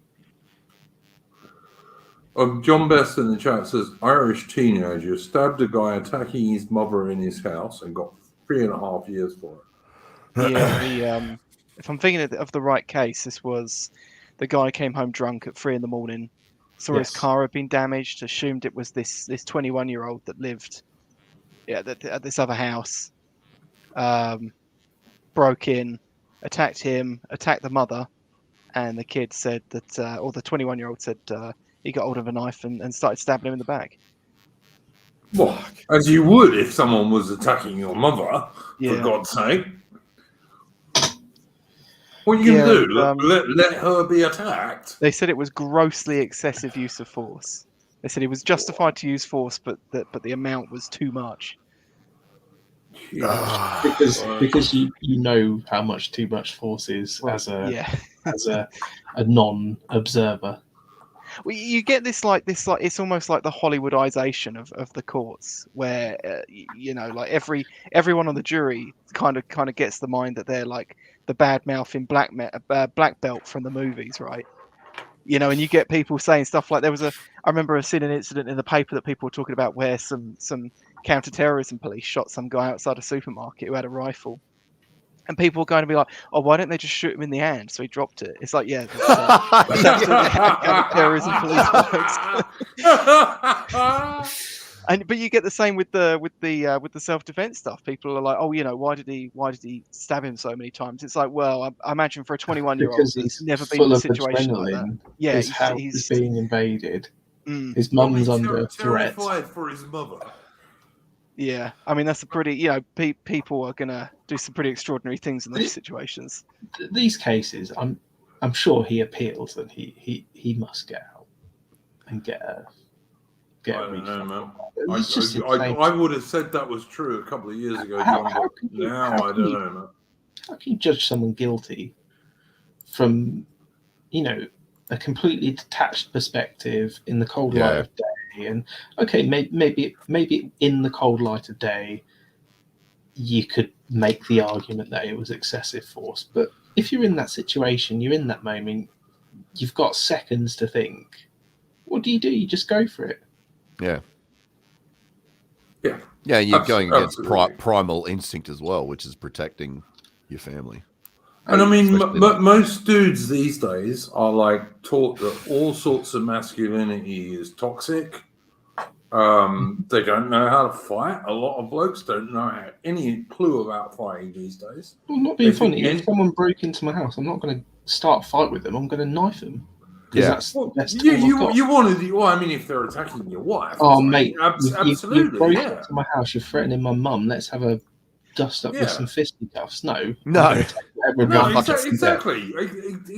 But I mean, the thing is, 10 or 15 years ago, that would have absolutely been seen by the jury, and the jury would have said, "Look, absolutely, what he did was totally justified." Yeah. And that's the thing too, is that like the Hollywood sort of idea. They're just like, yeah, you're expected to match the force of the person in order to overwhelm them. It's like if someone's attacking you who's bigger than you, as you say, I'm not going to get in a fucking fist fight with them. I didn't have time to invite a woke judge and 13 jury members to my house to come and assess what level of violence would be appropriate in this situation. Before I'm sorry, if you're going to get in a fight with me, I'll bite your fucking nose off. Really? Like, if you want to really hurt me, I'll do that. Self-defense classes when. It's just nonsense. But that's how utterly insane the law is in the UK. It's not just in the UK. We're talking about era. We're talking about era here. We're talking about Southern Ireland. There is so much protection for the person who is in your property without permission. Yeah. I mean, look, but this is not even that, John. This is someone attacking someone's mum. Yeah. For God's sake. Yeah, and you best make sure he doesn't split off on the way out. Oh, fuck. I don't know, man. Excuse my language, but I just do not know. There was something I saw recently in the paper where they were advising this homeowner about something they'd got in their garden in case, someone who came onto their property without permission slipped over it or something. I've heard people like who set up like electrification dudes in their garden and stuff like that, and they got done. And I don't know whether that was right or wrong, because I don't know what was going on there. But I'm sorry, if you're defending your mum and you attack somebody, I reckon you should be given the benefit of the doubt, always. Just as if you were a husband defending his wife or something like that. Always give you the benefit of the doubt. That should be the way it should work. And that is the way the vast majority of juries would work if they were using any common sense whatsoever.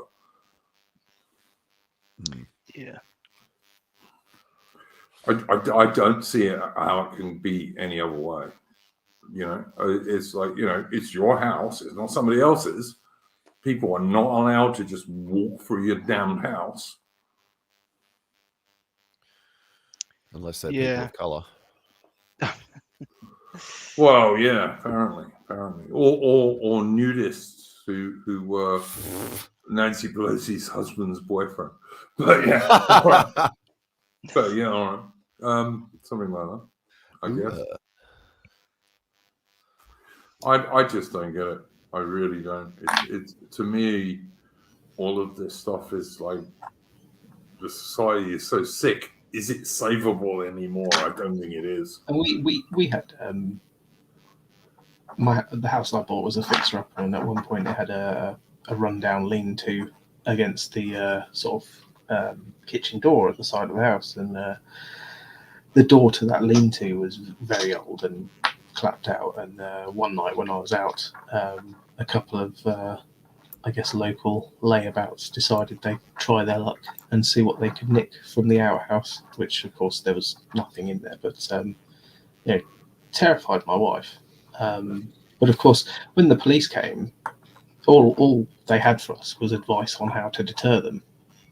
Or put some gravel around the side of your house so that they can't get there silently, and fix your fence up at the back so that they can't come round there. And none of it was like, here's what you can do to practically defend your house. It was all, just make it a bit more inconvenient for them.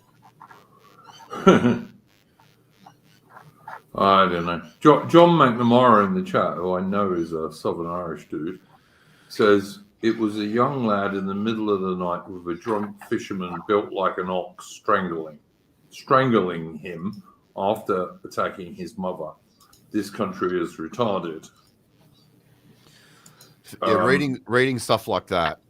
Tell you what, if you want to start seeding the ground for right-wing terrorism, that's how you're going to do it. Start fucking, putting that sort of stuff in people's faces and realizing that you can get locked up if this happens to you. It's like how.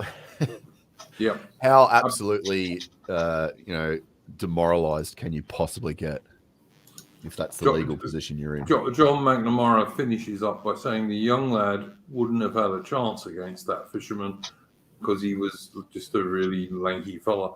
I get what he's saying. That like the dude who was doing the strangling was a big bluff guy, and the little kid, the young bloke was a skinny kid, basically. So yeah, what are you going to do? You're supposed to let him kill your mum? Is that what you're supposed to do? Yes. Yes, you are. It's honestly, we are in a very, very sick society. This is sick, man. This is just totally sick. You know damn well that if any of this had gone to the courts 25 years ago, like they would have just said, yeah, well, whatever, Well, is this just like the most logical extension of the idea of the polite society versus the honor society? Well, I mean, also and everything about toxic masculinity, Chris. Because in the judicial system. Yeah, because blokes are not toxic. Blokes are essential for protecting their families and stuff. It's kind of what blokes do. It's we're a bit more disposable than women because we don't breed in the sense of carrying the baby. But no, exactly. But what the blokes bring to that equation is protection. If you went back to traditional societies, whether it be hunter-gatherers or ancient societies or even Middle Ages and what have you, that's what blokes bring. That they defend their women and children. That's one of the main things they're there for. Hmm. And nowadays that is seen as evil, which is It's quite ridiculous. it's quite bizarre, isn't it? Because it's like, you know, our entire purpose as a societal sort of managing, what would you call us, sort of like well, this is the whole purpose of the patriarchy, is like, and it's based around protection, around the valuable women and children. You know, the patriarchy is there as a protective mechanism. That's the whole For point. them. And that Yes. and that's why we go to wars and die. Like that's just how it works. And when you try to explain that to a woman, you're like, you realize this only exists because we're all willing to die for you and not the other way around. And that means that you are intrinsically more valuable than we are. So the patriarchy is us honoring you by protecting you and making sure you're not hurt. Like that's literally the fucking point of it. Yeah, and also, of course, like women, despite themselves to some degree today, still select men who they think can protect them. Yes, exactly. That you know, that's why you want to get yourself fit and like stand up straight and all this kind of crap, because women do still select you for that. Because they can't help themselves, because it's like ingrained in their evolutionary system. So yeah, I mean, Ethan McBride makes a very good point. Do I think if a woman does the killing, the law will be less harsh? Yeah, absolutely. The women get away with killing blokes all the time. Yeah, all the time. It's been proven again and again. I don't know if you guys remember that case of that woman at Oxford who was going to become a doctor. Yeah. Who nearly killed her boyfriend.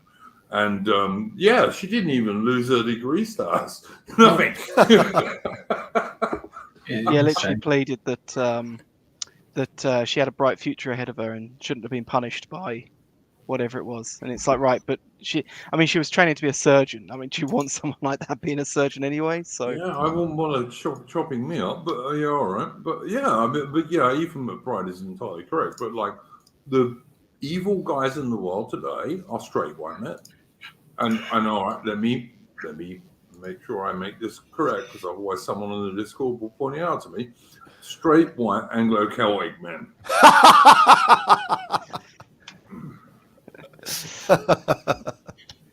But which is the same thing, by the way, because straight white Anglo-Celtic men are straight white men. But you know, whatever. There are no evil Gurkhas. Yeah, as long as you don't try to put, you know, Nepalese and Abos.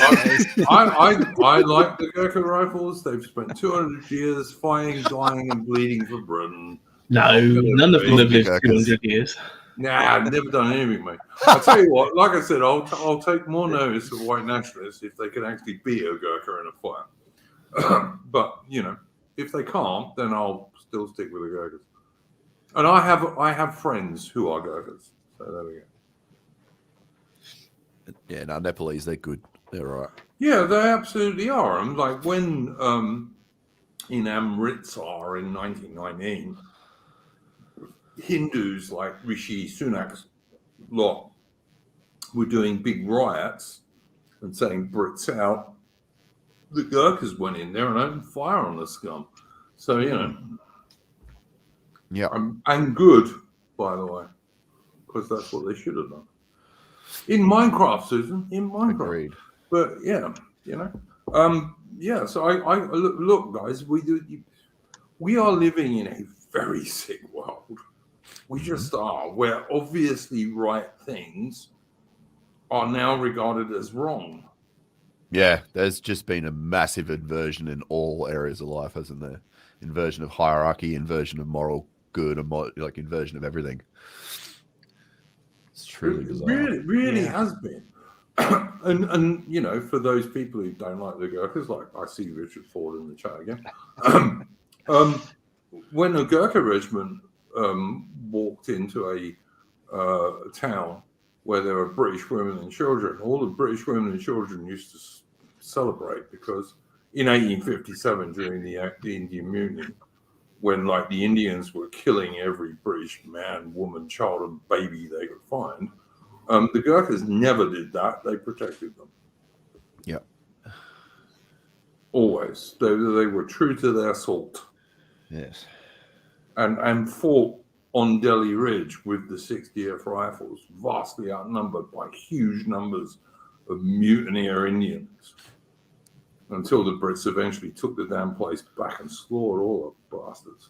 But yeah, in Minecraft, Many of them embodied the spirit of Gunga Din. yeah, Just this absolutely. loyal servant that even when bullets are getting fired at them, they're still trying to help you out. And they weren't even Indians. Like they're Nepalese. They were allies. Hmm. They joined as mercenaries for the Brits, and still do join as mercenaries for the Brits. And they swear at allegiance on a photograph of the monarch. Some of them did Baron Badger, actually. Some Sikhs did mutiny, but not many. I'll grant you that. Yeah, I mean, it's kind of one of the things that I've always found kind of weird is if you talk to like a regular British person on the street who's a bit racy, they'll say, "Oh, it's fine as long as they integrate," but then they'll turn around, they'll be like, "Oh, you know, like the Sikhs and the Gurkhas." It's like, right, but those two groups haven't integrated at all. I mean, there's nothing wrong with that, but that's it's just kind of weird. The Sikhs are nothing like the Gurkhas. No, they're not. Neither of those groups are like each other or like us. No. The point I'm trying to make is there are no the only Sikhs in the British Army now are like the very few join. There's not many white people in the British Army either. Not many anyone. Well, there's not many anyone in the British Army. No, exactly. It's 80. Actually, I think it's 77,000 men now. Not even an army by the standards of the. No. Ukraine loses that in 6 months. But yeah, the brigade of Gurkhas is a totally different thing. And you're never going to get me to slag them off because I was a British soldier, and you'll never get any British soldier to slag off the Gurkhas. I promise you won't. Find one if you can, and I'll have him on a stream. I guarantee you will not find one because they are the same as British soldiers, but they're from Nepal. Was this Gordon Brown has a lot to do with the disdain for Gurkha? I know nothing. The pensions and citizenship for veterans. Oh yeah, okay, yeah. He might be. Ethan might be right about that. Yeah, and Joanna Lumley was completely right in because she was born in India, I believe, and she was completely right about talking about that. But yeah, I tell you, on a Saturday night in Aldershot, which is not somewhere I would absolutely tell anyone to go. In fact, don't. Saturday night. I mean, probably now it's tame as shit, but like when I was in the army in the 80s, Saturday night in Aldershot was like basically, who are we going to fight tonight, boys? Yeah. Because it was all the different regiments of the British Army. And the only people who are big, a big, like 20, 30 group of paras would not pick on would be about half a dozen Gurkhas sitting quietly in the corner of a bar in their sports jackets. Even they wouldn't pick on them. And it was not really because the Gurkhas would beat them, although the Gurkhas would have given them a damn good fight. It was just because you didn't, if you're a British soldier, just something you didn't do. Very good. But yeah, absolutely. The Gurkhas are legends, as the Laureate says they are. But, you know, people like Richard in the chat who've never served in anything, not even the Coast Guard, although I think he's made quite a lot of money. They just don't get that. And Richard Ford says, cringe man. I think, Richard, you're cringe when you go on about the Gurkhas. Honestly. Oh, here we go. Another incoming Discord spat. A lot of the stuff you say, Richard, I think is true. But when you go on about the Gurkhas, you're cringe. You have never served, even in the fucking Royal Lifeboat Institute. Imagine getting called cringe by a boomer, Richard. Sorry, man. And you know what? You are welcome on any of these streams, as you know, but you'll never come on. And Jobu says they need to listen to more Red Hawk. And Jobu, you can get fucked too, man. You can get fucked too, man. Honestly. You know, your Aussie stuff is often very funny. That one is a bit ridiculous, isn't it? Because Jobu don't like Redall, but you know. You never said. Richard, I will send you the link this very second. I am sending you the link now, mate. We're not starting this up now, are we? Because I'm gonna have to head off anyway. Absolutely. I got no problem with this, man. If Richard wants to come on, he can come on, and I want him to. Yes, blood sports. He won't do it. Trust me, he won't. But I mean, I'll send it. Oh, he will now. Oh, maybe he will. I don't know what he's going to say, but he can. Fight. I'm in fucking bed, lol. Wait, is it? Is he saying he's in bed? Is he saying he's in bed now? Isn't he in Australia? No. He's in some Spanish world European nation. He fled to Europe. Fled Why Britain, the hell went did to I Europe. Yeah, no, he was scared. He went to Europe.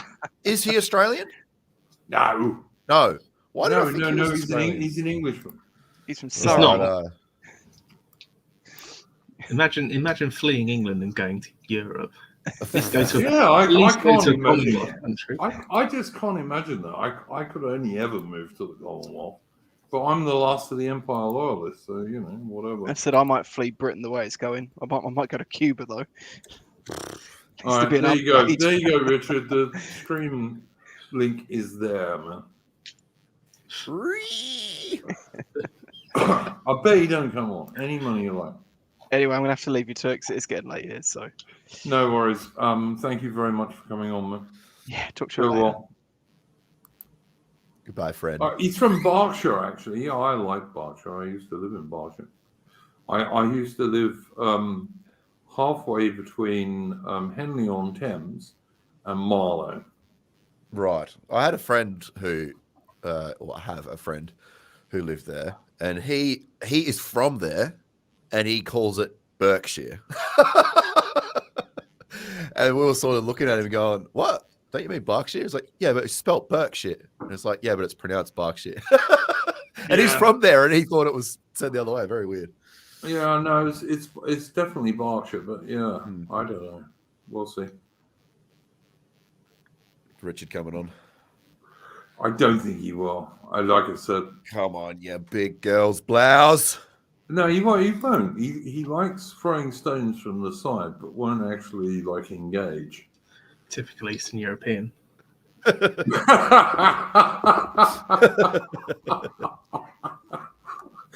don't know. It's more like a typical Frenchman to me, but I don't know. Not English, that's for certain. No, it's not. English people don't do that sort of thing. Big European energy there. Yeah, yeah. To be fair to Richard, I think he does want to move to Australia eventually. So, to be fair, he wants to move to Australia eventually, where he will immediately become an expert on abos. And so on. But we'll see. No, Richard is. I don't know if Richard's a Remainer T. No, he's a leaver. He left England. I don't know. What I meant was, I do believe he's in favour of the EU, though. He likes the EU. I don't know why, but he does. He's like a Mosleyite. Wants Possibly. a big pan-European loving. Yeah, a big pan-European loving. Love the French, love the Spanish, simple as. Yeah. I was watching this documentary yesterday about the Somme, and the Germans were like machine gunning all these British soldiers. I didn't feel much love to the Germans, I gotta say. But you know, it's just me. I was at history lecture this evening, and I was probably the youngest in the room by a good 30 years, and the little old dear that was sat next to me I was having a chat with her. And she turns to me at one point. It was about Anglo-Saxon stuff, and she turns to me at one point and says, "Of course, we were all Germans, really. It's just that we were the good ones."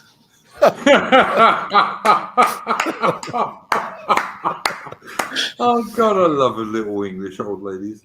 Oh, they're so cool. So, Ethan, how he says we need to do an abo anthropology stream. That would be nice, but unfortunately, we'd get banned. Yeah, not only that, but it's so hard to find what's actually true when looking into the history. So that's a real problem because it's just shrouded in absolute bullshit and myth. I want to do an Australian stream with you and Jobu, and there's actually about 6 or 7 dudes on the Discord who are Australian. And it'd be good to do some sort of research and get into it and go through notes and stuff. It'd be good. I would like to do that, but we're going to have to be bloody careful because, like, if we are at all the wrong outside the Overton window side by too much, we'll get banned for that. So, in fact, I'm not even sure this stream won't get banned, but we'll see. What about phrenology and stuff like that? Is that allowed? No, I doubt very much if that stuff's allowed.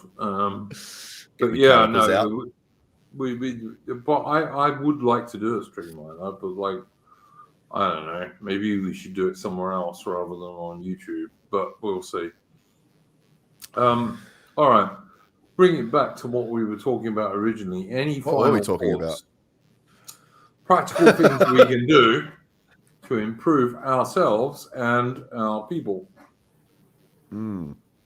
Any final thoughts on this? Just echoing what's already been discussed, and I really like your prescriptions. Get a dog, get a big dog, have a family, have as many kids as you can, get in shape, get a trade. So if you're in university and you're not doing something pertaining to STEM, get the fuck out of university, get a trade. Yeah, and make I've good often money. Said that. Trade because you're gonna need because you have to be in the tactile world. We got to get out of this abstract fucking nonsense. Service economy. Yes. I knew guys when I worked on boats. I knew blokes who were like boiler makers and people like this, and they could make anything in metal that you wanted. Yeah. Like literally anything. And a bloke like that is always going to have a job. Yeah, exactly. You can take that anywhere. Yeah. Overseas, you can take it overseas. They just knew so much. And you'd say to him, like, oh, we want this crane on this side of the deck of the boat or whatever it might be. And the bloke would just know how to do it. Practically. Just great guys. Really, really great. One of them had like 2 fingers less than he should have had because he was a tradie. But, I mean, you know, that's the price you pay, I guess. But that's right. Those guys, they just knew so much, man. Yep. And also that there is an element of manhood that's taken away from you if you're living in the abstract world and you're living in this digital world. Like there's a certain process, you know, people call it eudaimonia, but it's just this thing that happens when it's like a tension release cycle where, you know, you're doing something really physically strenuous that's also perhaps mentally strenuous. And then at the end of it, you've produced something of value that people actually want, and you're proud of it. And the physical element is important to it because there's some other layer that happens on top of it when you've truly like smashed yourself. You know, you get a small dose of that in the gym if you go to the gym and do some strenuous exercise, but doing it as a job when you're actually producing things and making stuff and building stuff, it's like you're something a roofer, you can't get. Aren't you, mate? Yeah, exactly. You're a roofer. And roof tiler by first trade. And when you're doing the final touches of, you know, repointing the ridging and that sort of stuff, making it really nice and smooth, and it's like a sculpture, like it's like a piece of art, and that's how I treat it. And because of that, I really enjoy doing it. You know, the time will come when all of us are going to need people like bricklayers and roofers and plumbers and electricians and carpenters. We're going to need dudes like that. Yeah. Exactly. And you will always get a job if you can do that stuff because people are always going to need that no matter what happens in society. Whereas, you know, if you've got some stupid degree and some nonsense that apparently is popular these days, people are going to turn around and say, and don't get us wrong, like you can earn like good money and a good living for your family doing a trade. You can. And if you're bright enough, you can also set up your own business and so on. So, well, So- I mean, 555 says that's self-preservation, not changing society. Well, society starts with you. So, Self-preservation. if we don't Be a preserve good start. ourselves, there will be no society as we know it. yeah, I don't know what to tell you. It starts with you. Yeah. Look, I used to be like slightly different on this, but nowadays I've absolutely come to the conclusion if we don't preserve ourselves, there will be no society. Because what the government calls society ain't society. It's this idea that people can walk into your place and rape your woman and you can't do anything. That ain't society. That's nonsense. And of course, yeah, he's saying become a banker and influence the guys at the top. So Yeah. there is already a gate. There's that area of the banking system is gate kept well beyond what you'll ever believe. As a pleb, I can't just become a fucking regional banker, or I can't just be like what we call an international financier. Yeah. There's The idea certain that things you you have can to be born hide. into.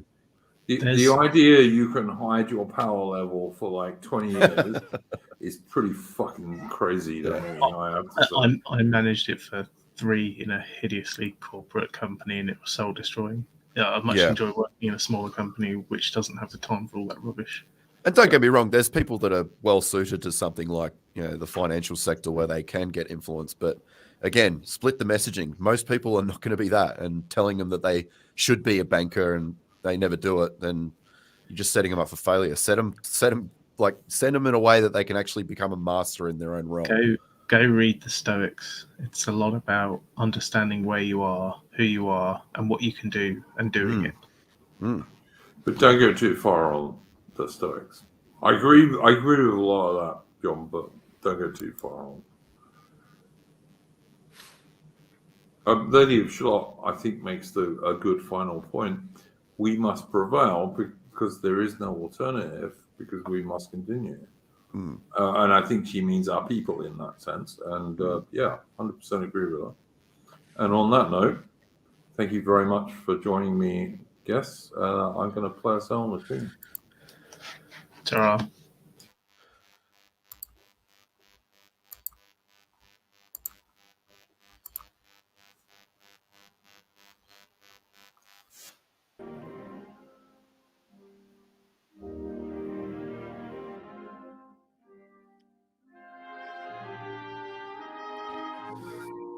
One by one the pale stars die before the day now. One by one the great ships are stirring from their sleep. Cables are rumbling, anchors all away now. Now the fleets are fleet again, gliding towards the deep.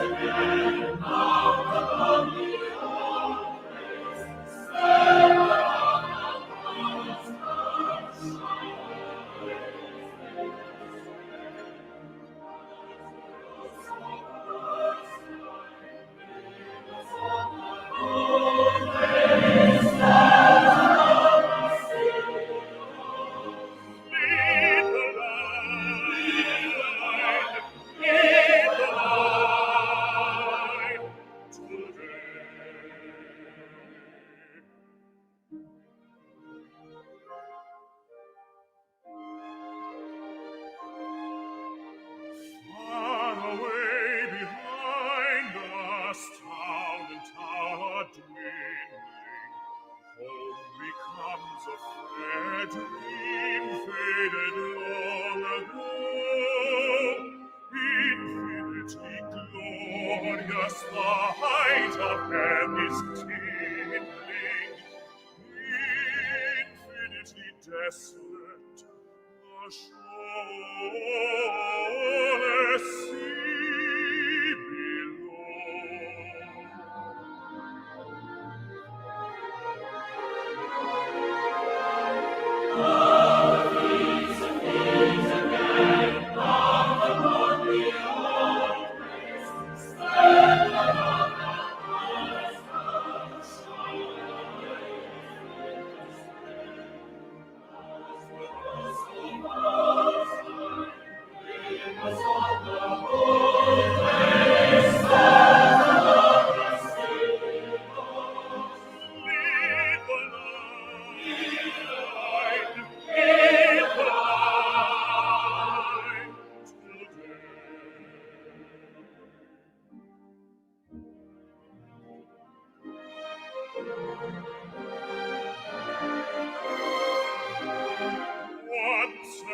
with proud hearts we make the old surrender.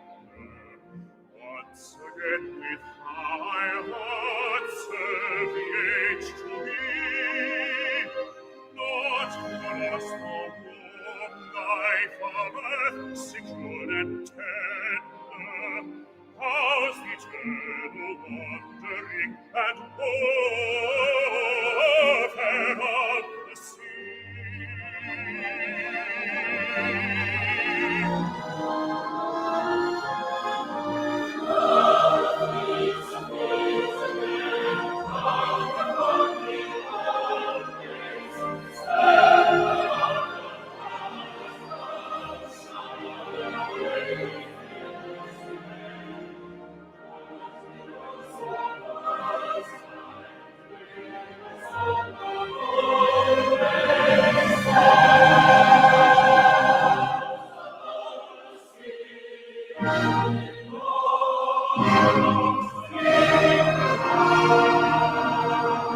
Lead the line today. Lead the line today.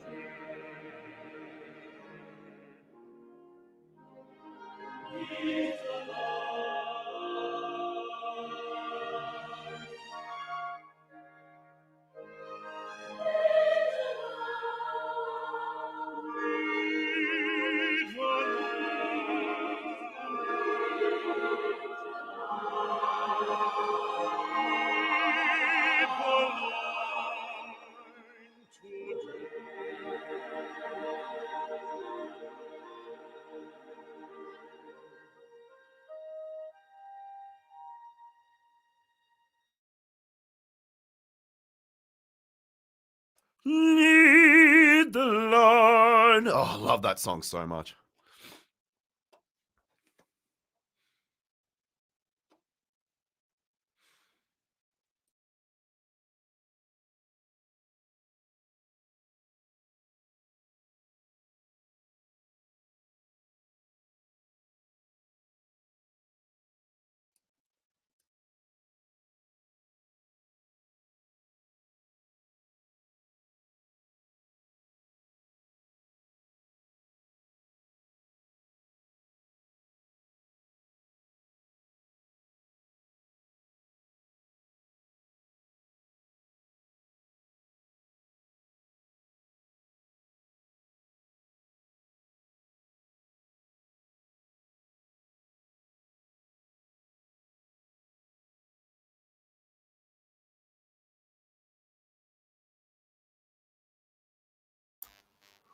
Okay, I was muted for all that.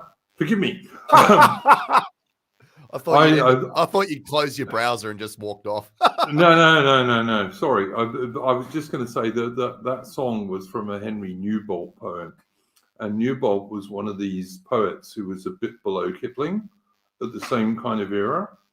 The Newbolt poem I remember is let me think. I'm trying to remember now what it was. The Gatling's jammed and the colonel's dead and the regiment's blind from blood and dust. And that was one of Newbolt's poems about one of the British battles in the Sudan. The Sudan was, of course, the first war that Australian diggers fought in with the New South Wales contingent. Like if you go to Circular Quay in New South Wales and Sydney, you can still see a plaque on the wall that says, "This is where the first Australian diggers went off to the Sudan," which they did in 1884, I believe. So yeah, Newbolt's quite an interesting poet because, like I say, he was like a degree or two below Kipling, but about the same era. And of course, if you're an Aussie, you got to look at Banjo Patterson from that era as well. He was also an excellent poet. So yeah, and that is a beautiful, beautiful piece.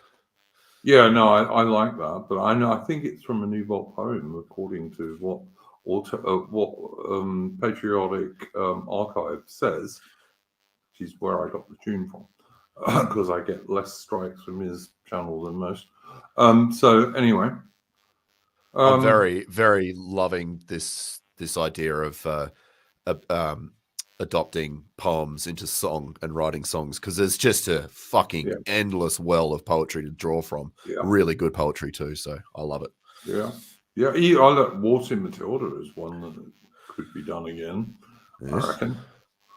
For sure, absolutely right. I totally agree with you. And you know, it comes down to this stuff that I know Dave, the distributor, goes on a lot about. Like, you know, we should be using our literary heritage and musical heritage to reinforce our people, because at the moment we're kind of occupied. Yeah. We're kind of occupied peoples these days, because, like, you know, Rishi Sunak ain't my prime minister. I'm sorry, he's not. He never will be either. No. So yeah, we're kind of occupied peoples at the moment. There are ways we can fight back below the belt, and I think we should. Agreed. All right, my friends. Yep, no worries. Thanks for joining us in the chat there, guys. We'll be back next week with the next show. And I will try and organise an Australian show with Chris and Jobu, etc. at some point. Although I'm supposed to be doing a monthly Old Commonwealth stream with, like, Canadians and Australians and what have you. But getting everyone online from 3 different time zones is really quite difficult. But we'll work on it. Indeed. All right. Go well, folks, and we'll see you later. Goodbye, friends. Do not give up the fight, boys. We ain't lost yet.